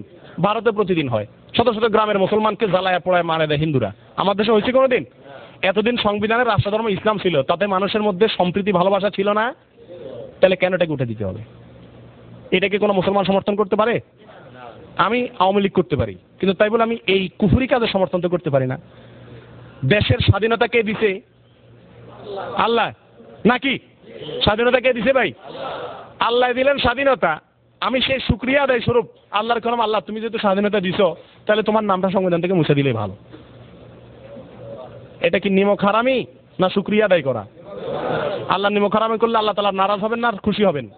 সম্মানিত ভাইরা, এটা একটা বিশ্বাস। দেশের মানুষ মনে করে সব জায়গায় ধর্ম টানা উচিত না, সব জায়গায় ইসলাম টানা উচিত না, সব জায়গায় কোরআন হাদিস টানা উচিত না। এই কথাটা কি ঠিক? সব জায়গায় কোরআন হাদিস টানতে হবে। ভাই আমি মানতে পারি না একটা জিনিস, বলেন যে আমি রাষ্ট্র ইসলামের যে চালাতে পারতেছি না, আমাদের দুর্বলতা আছে, তাহলে আমার কোনো আপত্তি নেই। কিন্তু অন্তত মুখে বলেন যে কি না রাষ্ট্র ইসলাম থাকা উচিত, কিন্তু আমরা পারতেছি না, ইসলাম অনুযায়ী চললে বিদেশিরা টাকা দিবে না, দেশ চলবে না, গরিব হয়ে যাবো, আমাদের অনেক সমস্যা আছে, চাপ আছে বিদেশি থেকে, এই জন্য আমরা চালাতে পারি না, থাক। তাও কিন্তু উচিত ভাই, মুখে অন্তত বলেন, তাহলে তো আপনি মুসলমান হয়ে যান। দরকার নেই আমার ইসলাম রাষ্ট্র কায়েম করার, অন্তত মুখে স্বীকার করেন, মুখেও কাগজে কলমেও বলবেন যে না আমরা নিরপেক্ষ, কোনো ধর্মের পক্ষে না। এটা কোনো মুসলমান বলতে পারে? এটা বললে ইমান থাকবে? ইমান থাকবে না। কথা বুঝতে পারছেন তো? সম্মানিত ভাইরা, তাহলে আমরা যে বলি যে সব জায়গায় ধর্ম টানা উচিত না, এই কথা ঠিক? সংবিধানে ধর্ম থাকা উচিত না, রাষ্ট্র ধর্ম থাকা উচিত না। ভাই শতভাগ ধর্মের উপরে কেউ চলতে পারে না, সৌদি আরবও নাই, কোনো দেশ শতভাগও থাকতে পারে না। অন্তত মুখে স্বীকারটা করেন, কাম না করেন তাও তো চলে নাকি? কিন্তু আমার দেশে সাধারণ মানুষ চায়, কিন্তু সাধারণ মানুষের এই ব্যাপারে আমি সাধারণ মানুষের দোষ দেবো না, ধর্মনিরপেক্ষতার ব্যাপারে টিভিতে যারা আছে বুদ্ধিজীবীরা সারাক্ষণ বলে কি যে রাষ্ট্র ধর্ম থাকা উচিত না। বলেন আপনারা শুনেন না? আমি তো সারাদিন শুনি। এরা জাতিকে নসিহত দেয়, এটা কুফরি আকীদা, এটা কুফরি বিশ্বাস। এই কাজগুলো কিন্তু ইসলামের নামে করে। এগুলো কিসের নামে করে? ইসলামের নাম দিয়ে করলে সেটাই বেদাত হয়। এগুলো বলে যে ইসলামই সব ধর্মকে সমান বলছে, সমান বলছে ইসলাম কোথাও? এটা মিথ্যা না ইসলামের নামে? অতএব এটা হলো বেদাত, এটা হলো ইসলামের নামে অপপ্রচার। এক, এরপর আসেন যারা খাঁটিভাবে ইসলাম পালন করতে চায়, আমাদের সমাজ তাদেরকে গালি দিয়া বলে মৌলবাদী। আপনারা জানেননি? ধর্মান্ধ, গোঁড়া, কট্টর, বুঝেন নাই কথা? 4-5টা শব্দ বলে। এটা আমাদের দেশে না, সারা পৃথিবীতে এখন বলতেছে। আমার দেশের দোষ দিয়ে লাভ নেই। মৌলবাদী বলে কারে? মৌলবাদী বলে সব ব্যাপারে কাল ইসলাম ইসলাম করে। এটা কি বলে? মৌলবাদী মানে মূল মানে মৌল মানে মূল, মূলবাদী মানে মূলে বিশ্বাসী। কিছু হইলে কাল গোড়ায় চলে যায়, করোনা দিচ্ছে কি আছে, জান্নাত জাহান্নামে কি আছে, কিছু হইলে কাল গোড়ায় চলে যায়, এটার নাম কি? মৌলবাদী। আর যে বেটা না সব কথা ইসলাম টানার দরকার নেই, কিছু কিছু কথা ইসলাম থাক আর বাকি আমরা যা বুঝি তা করুন, এটার নাম হইলো কি? উদার মুসলমান। এটার নাম কি? আমাদের সমাজ এখন সেটা বলতেছে। আমি বলি এদেরকে উদাসীন মুসলমান। আমি বলি কি মুসলমান? আমি আবারও বলছি এই কথাগুলো আপনাদের ভিতরে নাই, কারণ আপনাদের ভিতরে দেশের বাতাস লাগে নাই গায়ে। এখন যাদের গায়ে লাগছে এদের এখন এই বিশ্বাস হয়ে গেছে। প্রতিদিন ইন্টারনেটে আমরা শত শত লোককে পাই, তাদের সাথে তর্ক করা লাগে, তাদেরকে বুঝাইতে হয়, তারা মানতে রাজি না। বুঝছেন কথা? মৌলবাদী বলে গালি দেয় কাদেরকে? দাঁড়িয়ে আছে, টুপি আছে এবং ইসলাম ছাড়া কিচ্ছু বুঝে না, সব জায়গায় ইসলাম ছাড়া। মানে আমি একটা মৌলবাদী, কিন্তু সব জায়গায় ইসলাম চাইতেছি। আমারও যদি কোনো বুদ্ধিজীবী শুনতো আমার এই কথাগুলা, তো বলতে এই শালা ধর্মান্ধ, গোঁড়া, কট্টর, মৌলবাদী। ভাই ধর্মান্ধ মানে ধর্মে অন্ধ, ধর্মে মানে ধর্মের ব্যাপারে সে কোনো ছাড় দিতে রাজি না, এটা বলে ধর্মে। আমরা বলি না অমুকের প্রেমে অন্ধ হয়ে গেছে, মানে কি? হের প্রেম ছাড়া কিছু বুঝে না, ইসলাম ছাড়া কিছু বোঝে না, তারা বলে ধর্মান্ধ। আপনি ইসলাম ছাড়া কিছু বোঝা উচিত আপনার, তাহলে আপনার ধর্মান্ধ হওয়া উচিত কি উচিত না? কিন্তু এগুলোর গালি দেওয়া শুরু করছে। এগুলো আমাদের সমাজের নতুন নতুন সৃষ্ট কুফরি, শিরক এবং বেদাত। কথা বুঝতে পারছেন ভাইরা? আল্লাহ আমাদেরকে এগুলো থেকে হেফাজত করেন। আরেকটা ইদানিং শুরু হয়েছে, সব ধর্মের উৎসবে যাইতে হবে। হিন্দুদের পূজা হলে সেখানেও কি করতে হয়? মুসলমানদের। কয়েকদিন আগে আমাদের যে কোনো একজন রাষ্ট্রের বড় দায়িত্বশীল ব্যক্তি বলছেন যে ধর্ম যার যার উৎসব সবার। ধর্ম যার যার মানে কি? হিন্দুদের দুর্গা পূজা হয়েছে কোরবানিদের আগে, তার মানে ভাই আপনিও যান দুর্গা পূজায়, আপনি পূজা করিয়েন না, বাকি সেখানে যা ফুর্তি মূর্তি করেন। কি বলেন? তারা যে কুফরি করতেছে সেখানে আমি যাব? যাওয়া উচিত আমার? আল্লাহ রাসূল সাল্লাল্লাহু আলাইহি ওয়াসাল্লাম গেছেন কোনো পূজায়? এটা আমাদের করা উচিত? তারটা সে করুক, আমি তারে আক্রমণ করা উচিত না, কিন্তু তাহলে আমি সেখানে যাইতে তো পারি না। আমি এদেরকে বলি এরা বড় শিয়ানা ভাই। ইসলামের বেলায় আসলে ওনারা উদারতা দেখায়, নিজের বইয়ের ব্যাপারে কোনো উদারতা আছে? আমার বইয়ের ব্যাপারে আমার কোনো উদারতা আছে? টাকা পয়সার ব্যাপারে কি বলেন? আমার টাকা পয়সা ভাই মিলে জুলে খায়, তোমারটা আমি খাই, আমারটা তুমি খাও, এরকম সিস্টেম আছে? আমার মালিক তো তুমি না, তোমার মালিক, এরকম সিস্টেম দুনিয়াতে আছে? সবাই সবারটা বুঝে। ধর্মের বেলায় শুধুমাত্র বলে কি না, শুধু একটা নিয়ে পড়ে থাকা উচিত না, গোলামি করা থাকা উচিত না, সবাইটা সবাই মিলে জুলে করো। এটা গান আছে আমাদের দেশে, কইতাম নি গানটা? আগে কি সুন্দর দিন কাটাইতাম, গ্রামের নওজোয়ান হিন্দু মুসলমান মিলিয়া সবাই করতাম বাউলা গান। আগে কি সুন্দর দিন, সব টেলিভিশন প্রচার করে। এর অর্থ বুঝেন কি বলছে? কি বলছে? আগেরই ভালো ছিল, এখানে মোল্লারা আইসা আমগরে খারাপ বানালে। আগে আমরা কি সুন্দর দিন কাটাতাম, হিন্দু মুসলমান মিল্লা জুল্লা সবাই মিলা জুল্লা থাকতাম জগা খিচুড়ি হইয়া। এটা বলে ভালো ছিল, এটা বলে সুন্দর ছিল। এই গান প্রতিটা টেলিভিশন চ্যানেলে প্রচার করে, আমরাও খুব খুশি হই। এটা ধর্মীয় কুফরি, ধর্মের নামে এটা কুফরি প্রচার করা। কথা বুঝতে পারছেন ভাই? আল্লাহ আমাদেরকে হেফাজত করেন। অতএব সব ধর্মের উৎসবে যাওয়া মুসলমানের উচিত। আমাদের টেলিভিশনগুলোতে পূজার যে সংবাদ দেয় না, এই সংবাদে দেখবেন 2-3টা মুসলমানদের দেখাইয়া ক্যামেরা নিয়ে তার সাক্ষাৎকার নিয়ে কব, ভাই বলেন তো আপনি কেমন লাগছে আপনার কাছে? বলবে আমার কাছে খুব ভালো লাগছে, আমি সবাইকে অনুরোধ করবো সবাই যেন আসে, খুব আনন্দ লাগতেছে। বলেন আপনারা দেখেন না এগুলা? এর মানে কি? কয়জন মুসলমান যায় পূজায়, কিন্তু এগুলার টেলিভিশনরা বেশি করে দেখায় যাতে অন্যরাও ভালো করে যায়। এরা খুব ইসলাম কায়েম করতে চায় না দেশে। এগুলো সবগুলো ইসলামকে ধ্বংস করার ষড়যন্ত্র। আমি আগেই বলছিলাম ভাই, আপনারা যদি কষ্ট পান, আপনারা যদি ভুল বোঝেন, আমাকে তো ভুল হবে। আমি কারোর প্রতি আমার কোনো আবেগও নাই, বিরাগও নাই। আমি আল্লাহর দায়িত্ব পালনের জন্য, আল্লাহর পক্ষ থেকে দেওয়া আমার উপরে দায়িত্ব পালন করার জন্য আমি কথাগুলো আপনাদেরকে খুলে বলে ফেললাম। মানা না মানা আপনাদের বিবেকের ব্যাপার, আপনারা বুঝবেন। গেল শেষ। এবার আসেন, ওই উনি একটা কথা বলছিলেন শেষের দিকে, আমার তো টাইমই শেষ। ইন্না আলিল্লাহ, 5 মিনিট বেশি হয়ে গেছে। এখন ওই 10টা মিনিট বাড়ায় দেন নাকি? ধন্যবাদ ভাই। শেষ করি তাহলে এই বিষয়টা দিয়া। আজকে একটা এই জাতীয় বেদাত হয়েছে আমাদের দেশ। কি বেদাত? 1971 সালের আজকের এই দিনে 14ই ডিসেম্বরে হানাদার পাকিস্তানি জালেম বাহিনী আমাদের দেশের অনেক বুদ্ধিজীবীকে হত্যা করছে রাত্রের বেলায়। বড় বড় বুদ্ধিজীবীদেরকে, বিশ্ববিদ্যালয়ের প্রফেসর, বড় বড় সাংবাদিক, এদেরকে হত্যা করছে। যখন ওরা দেখছে যে এদের সাথে আর যুদ্ধে টিকবো না, যাওয়ার সময় মরণ কামড় দেয় না, মরণ আপনি একটা ধরে মারতেছেন, গলা টিপতেছেন, মরণ লইতেছে বেটা, চিন্তা করবো আর কিছু করতে হলো একটা কামড় দিয়ে অন্তত। তো পাকিস্তানি জালেমরা শেষে মরণ কামড় দেওয়ার জন্য আমাদের দেশের মাথা আলা বুদ্ধিজীবীদেরকে এই রাত্রে হত্যা করছে। এটা বুদ্ধিজীবী দিবস। আমি সে দেশের নাগরিক হিসাবে আমার দেশের নিরপরাধ মানুষকে, তারা বেনামাজি হইতে পারে কিন্তু তারা তো মুসলমান, আমার মুসলমান ভাইদেরকে, নিরপরাধ মানুষদেরকে তারা হত্যা করছে। আমি এটাকে সমর্থন করতে পারি না। ঠিক আছে, তা আমার কাছে তো কষ্ট লাগার কথা এবং কষ্ট লাগা উচিত, লাগছে। তো এই দিন উপলক্ষে সমস্ত রাজনৈতিক দলের নেতারা, বিভিন্ন সংগঠন, প্রধানমন্ত্রী, বিরোধী দলের নেত্রী, সব দলের নেতারা কি করছে?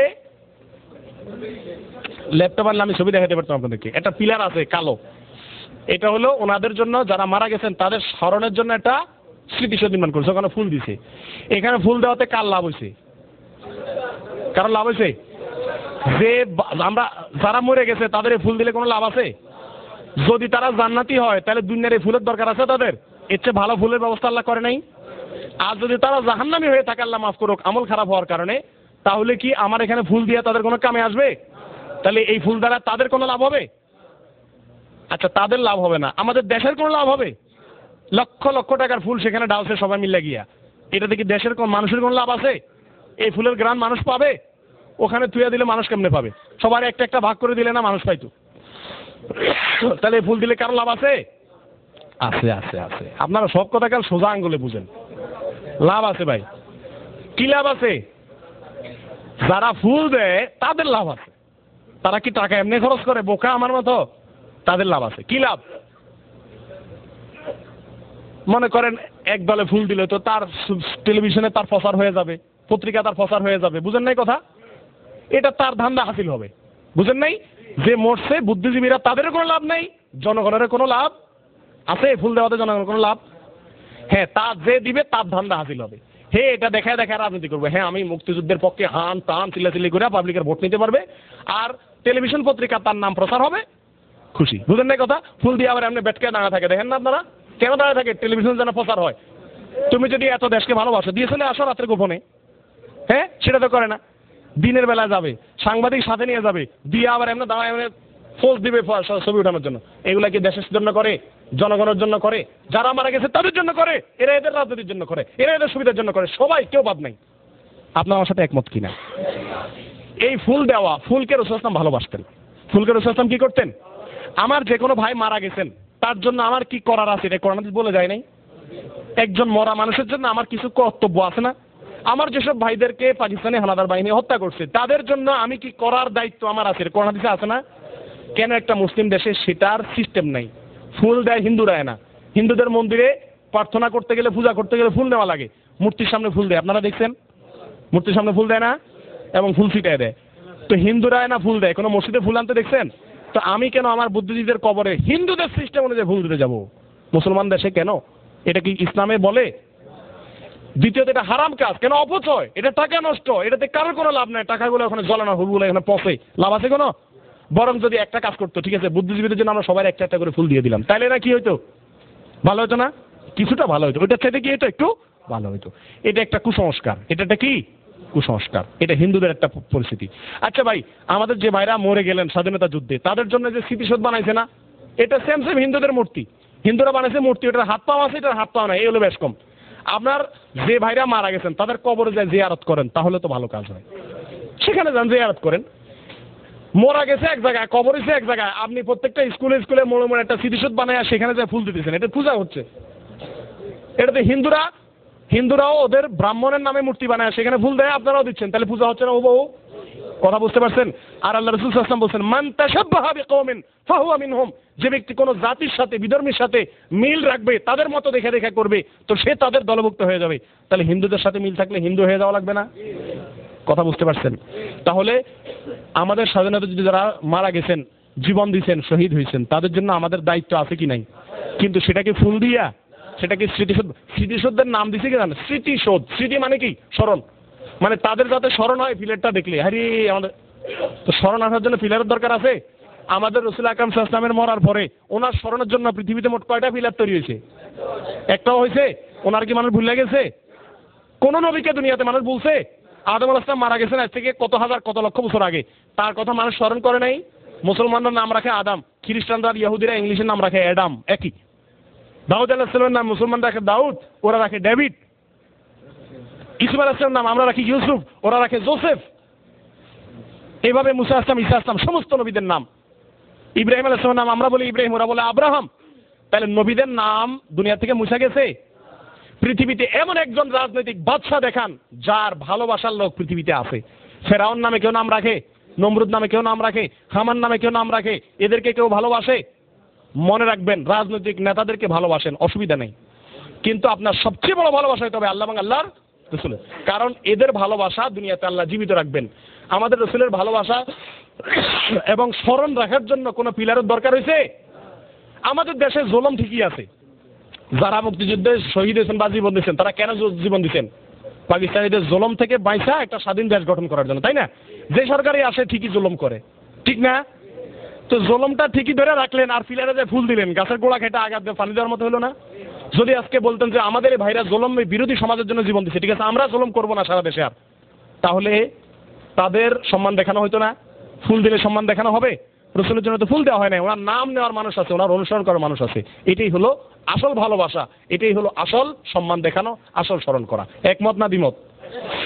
ও ভাই, মোমবাতি জ্বালানো হয় স্বাধীনতা দিবস উপলক্ষে। কি জ্বালানো হয়? এটারে বিএনপি আলারা একটা করে, আওয়ামী লীগ আলারা আরেকটা করে। বিএনপি আলারা করে, ওটার নাম হলো শিখা অনির্বাণ না চিরন্তন? চিরন্তন। আওয়ামী লীগ আলারা এটার এগেইনস্টে আরেকটা হেরাও আগুন জ্বালায়, এটার নাম দিচ্ছে কি? শিখা অনির্বাণ। ও ভাই, মোমবাতি জ্বালায় আর কি, এই 30 দিন ধরে মোমবাতি, লক্ষ লক্ষ টাকার মোমবাতি কিনা জ্বালাবে। হিন্দুদের মন্দিরে মোমবাতি জ্বালায় না, ওদের মন্দিরে ফুল দেয় না, ওরা মূর্তির সামনে যা দাঁড়ায় থাকে না, হুবহু সমস্ত কাজগুলো আমরা করি কেন স্মৃতির সামনে? আমাদের মুক্তিযুদ্ধের ভাইরা তো মুসলমান বেশিরভাগ, তাদের জন্য তো আমরা এই হিন্দুদের কাজটা করতে পারি না? আমরা তো দোয়া করতে পারি সারা দেশব্যাপী, কেন আমরা এই কাজগুলো করতেছি? এগুলো কি সঠিক? যারা এই কাজগুলো করাচ্ছে তারা সঠিক দিক নিয়ে যাচ্ছে আমাদেরকে? এক ভাই, মোমবাতি জ্বালাচ্ছেন, আমাদের দেশে গ্রামের বহু মানুষ রাতের খানা আগে বিকেলে খাই ফেলায়। কেন? কারেন্ট চলে যাবো, মোমবাতি কেনার টাকা নেই, টাইম মতো খানাটা খেতে পারে না, পোলাপাইন পড়তে পারে না, মোমবাতি চলে যাবা, তাই না? যে দেশে গ্রামের বহু জায়গা আলো নাই, বিদ্যুৎ নাই, মোমবাতি কেনার টাকা নাই, সে দেশে ঢাকা শহরের ফকফকা লাইটের তলে হাজার হাজার মোমবাতি জ্বালাইছিলেন। খুব বুদ্ধিমানের কাম হয়েছে না? এটাতে ওই মুক্তিযোদ্ধাদের কবরে সব হবে না, আরো গুরুজ মারবে আল্লাহ। কবে এই বেটা কি শিখে আসছো সেগুলার, এই জাতি বানায় তুই আইসস, এই তোদের পূর্বসূরি। আমরা কি তাদের জন্য উপকার করতেছি না আরো ক্ষতি করতেছি? আজকে যদি আমরা স্বাধীনতা বিজয় দিবস উপলক্ষে বলতাম ঠিক আছে বিএনপি 1 লক্ষ মোমবাতি বিতরণ করবে, আওয়ামী লীগ 2 লক্ষ মোমবাতি বিতরণ করবে, লাইট বিতরণ করবে, তোমরা সবাই ঘরে ঘরে জ্বালাও, তাও তো একটু কাম হইতো।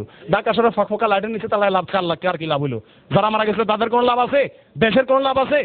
অর্থ অপচয়। এগুলা সবগুলো হিন্দুদের কালচার আমাদের সমাজে আসছে। সম্মানিত ভাইরা, আমি আর কথা বেশি বাড়াইতে চাই না, অনেক কথা বলে ফেলছি। আল্লাহ তাআলা আমাদেরকে এগুলো বুঝানোর তৌফিক দান করুন। ইসলাম বিজয় দিবস উদযাপন করা একটা সিস্টেম বলছে, সবকিছুর সিস্টেম ইসলামে কি আছে? সূরা ইজা জা নাসরুল্লাহ সবাই জানেন তো? বাংলা অর্থ বেশিরভাগ মানুষ পড়েন নাই, আজকে কোরআন শরীফ খুলে দেখে পড়ে দিয়েন। সূরা ইজা জা 1 এবং 3 নম্বর আয়াত। কত নম্বর আয়াত? 1 নম্বর আয়াতে আল্লাহ বলেন, যখন আল্লাহর সাহায্য আসবে এবং বিজয় আসবে, যখন আল্লাহর সাহায্য আসবে তখন তোমরা কি করবে? 3টা কাম করবে। ফাসাব্বিহ বিহামদি রাব্বিকা ওয়াস্তাগফিরহু, আল্লাহর পবিত্রতা বর্ণনা করবে, আল্লাহর প্রশংসা করবে এবং আল্লাহর কাছে ক্ষমা চাইবে। কয়টা কাজ?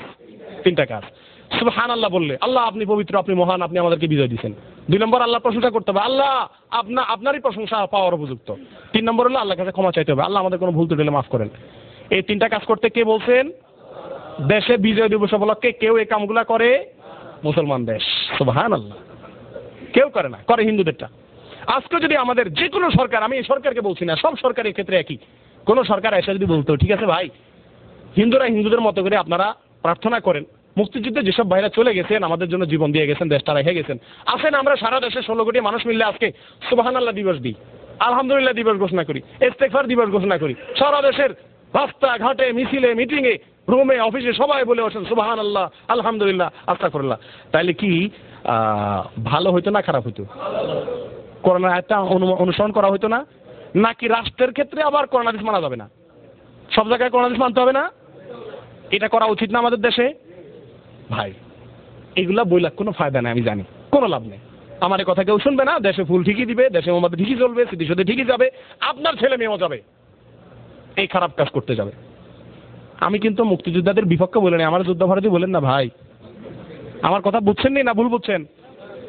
উল্টা পাল্টা বুঝেন না যে বেটা তো স্বাধীনতা বিরোধী শালা, আমার জন্মই হয় নাই ভাই, আমারে উল্টা গালি দিন না, বুঝার চেষ্টা করেন।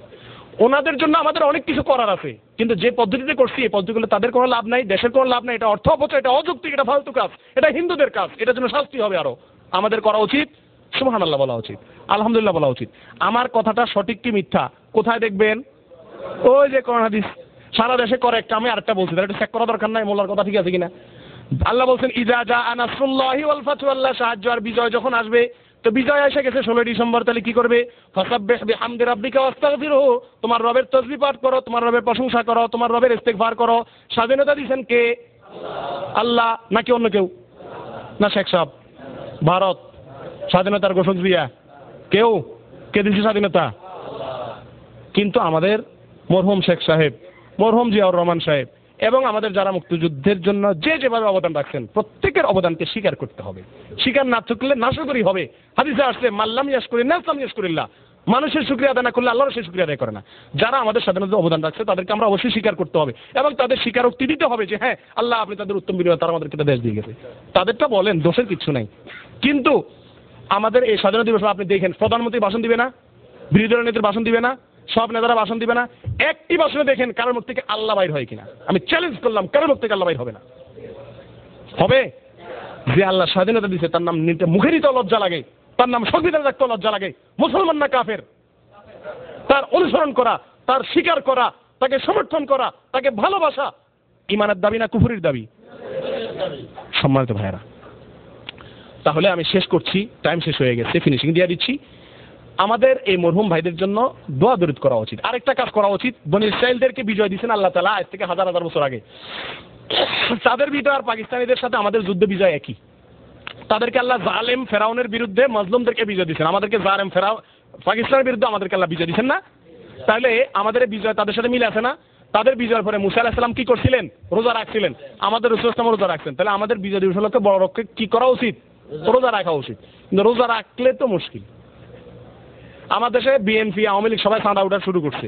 আজকের পত্রিকায় দেখলাম ইন্টারনেটে যে বিজয় মেলা হচ্ছে না এই জানুয়ারি উপলক্ষে, কোনো একটা ছাত্র সংগঠন ঘোষণা দিছে প্রতিটা স্টলের জন্য এত লাখ টাকা করে আমাদেরকে চাঁদা দিতে হবে, হয় চাঁদা নয় মৃত্যু, দুইটার একটা। আজকের পত্রিকা আসছে, সমস্ত পত্রিকা আসছে, আপনি নেটে দেখে নিন, সমস্ত পত্রিকা আসছে। আমাদেরকে হয় চাঁদা দিতে হবে নয় মৃত্যু, দুইটার একটা, 3 নম্বর কোনো রাস্তা নেই। কি বলেন? স্বাধীনতার আগে আর পরে এক না বেশ কম আছে। আগে জুলুম করতে ফাইকারা, এখন জুলুম করি আমরা নিজেরা নিজেদেরকে, ঠিক না? তাহলে এই স্বাধীনতার করে স্বাধীনতার 3টা চেতনা। কি কি চেতনা? আমাদের সংবিধানের 3টা কথা আছে। ইসলামের 5 কালিমা না, 6 কালিমা না, 5 রকম না? আমাদের সংবিধানের 3 রকম। 1 ধর্মনিরপেক্ষতা, 2 সমাজতন্ত্র, 3 গণতন্ত্র। জুলুম বিরোধী তন্ত্র কোথাও নেই, যেটার জন্য দেশ স্বাধীন হয়েছে। এগুলা অল্প কয়েকজন নাস্তিক, ঢাকা ভার্সিটির শিক্ষক, সাংবাদিক, এরা পুরো জাতিকে কাফের বানাচ্ছে। কথা বুঝতে পারছেন ভাই? অতএব আমাদের সবার এবারে সাবধান হওয়া উচিত। আল্লাহ তাআলা আমাদেরকে জয় দিয়েছেন কেন? আমরা মাজলুম ছিলাম। ভাই আমরা কি পাকিস্তানের বিরুদ্ধে জিতার কথা? স্বাধীনতা জিতার কথা? ওদের কাছে একটা বোমা আছে, তার নাম পারমাণবিক বোমা। বুঝেন এটা কি? এটা যদি মারে বাংলাদেশের মতো দেশ 1 সেকেন্ডের ভিতরে তামা হয়ে যাবে, মানুষ তোদের কিছু থাকবে না। এটা পাকিস্তানের হাতে আছে। পৃথিবীর 5-6টা দেশের হাতে, তার মধ্যে পাকিস্তান। এই জন্য দেখেন না, ভারত পাকিস্তান ঠুস করে, কিন্তু কেউ কারো হামলা করে না। কেন করে না? কারণ দোনো দেশের কাছে ওইটা আছে, এই জন্য কেউ কারো হামলা করে না। এটা যার কাছে আছে তারে পৃথিবীর কেউ মারে না। কেন? কারণ এটা মারে দিলে পুরো দেশ শেষ। পাকিস্তানে মারছিল কে? জাপানে মারছিল কে? হিটলার মিয়া না আমেরিকা মারছিল, আমেরিকা হিরোশিমা মারছিল। এখনো পর্যন্ত সেখানে ঘাসও হয় না, সব শেষ হয়ে গেছে। এটা পাকিস্তানিদের কাছে। সে পাকিস্তানদের বিরুদ্ধে আমরা জিতার কথা কয় মাসে জিতে গেছি? 9 মাসে। কেন জিতছি? আমরা বীরের জাতি মিয়া। কিসের জাতি? আরে বাপ রে বাপ, বীরের জাতি। এই মিয়া অহংকার করেন, আপনার সাহস কত বড়? এটা বলেন না যে আল্লাহ আমাদেরকে বিজয় দিয়েছেন। ফিলিস্তিনি আল্লাহ আপনার সাথে বীর কম? কয় বছর যুদ্ধ করতেছে স্বাধীনতার জন্য? 40টি বছর পার করে ফেলছে। 40টি বছর প্রতিদিন শিশু নারী হত্যা হচ্ছে, স্বাধীনতা পায় নাই।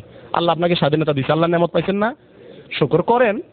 বঙ্গবন্ধুর কথা বলেন, আওয়ামী লীগ আলারা জিয়ার কথা বলেন, কিন্তু সাথে এই কথাটা বলেন যে মহান আল্লাহর অনুগ্রহে আমরা স্বাধীনতা পাইছি।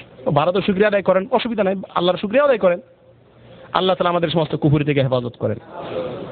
আল্লাহ তাআলা আমাদের সবাইকে সঠিক বুঝার তৌফিক দান করেন। আমার কথার ভিতরে যদি কোনোটা ভুল হয়ে থাকে, আল্লাহ আপনাদের অন্তর থেকে সেটা মুছাই দেন। যদি কিছু ভালো কথা বলে থাকি, সেগুলো আল্লাহ বুঝার তৌফিক দান করেন। যে ব্রেন ওয়াশের চেষ্টা চলতেছে দেশব্যাপী মুসলমানদেরকে, আল্লাহ এদেরকে হেদায়েত দান করেন। হেদায়েত নসিব না থাকলে আল্লাহ ধ্বংস করে দেন। আমাদের দেশ, সারা দেশের দুনিয়ার মুসলমানদেরকে আল্লাহ হেফাজত করেন, ইসলামকে হেফাজত করেন। ইসলামের নামে যত রকম এই ফুল দেওয়া, যত রকম এগুলো হলো নতুন বেদাত। এই ফুল দেওয়া ইত্যাদি এগুলো ইসলামের নামে করে, বলে যেগুলো ভালো কাম। ইসলামের নামে যত রকম নতুন বেদাত, পুরান বেদাত আছে, এগুলো থেকে আল্লাহ আমাদের হেফাজত করেন। অতিরিক্ত সময় নেওয়ার জন্য দুঃখিত এবং ক্ষমা প্রার্থী। আসসালামু আলাইকুম ওয়া রাহমাতুল্লাহ।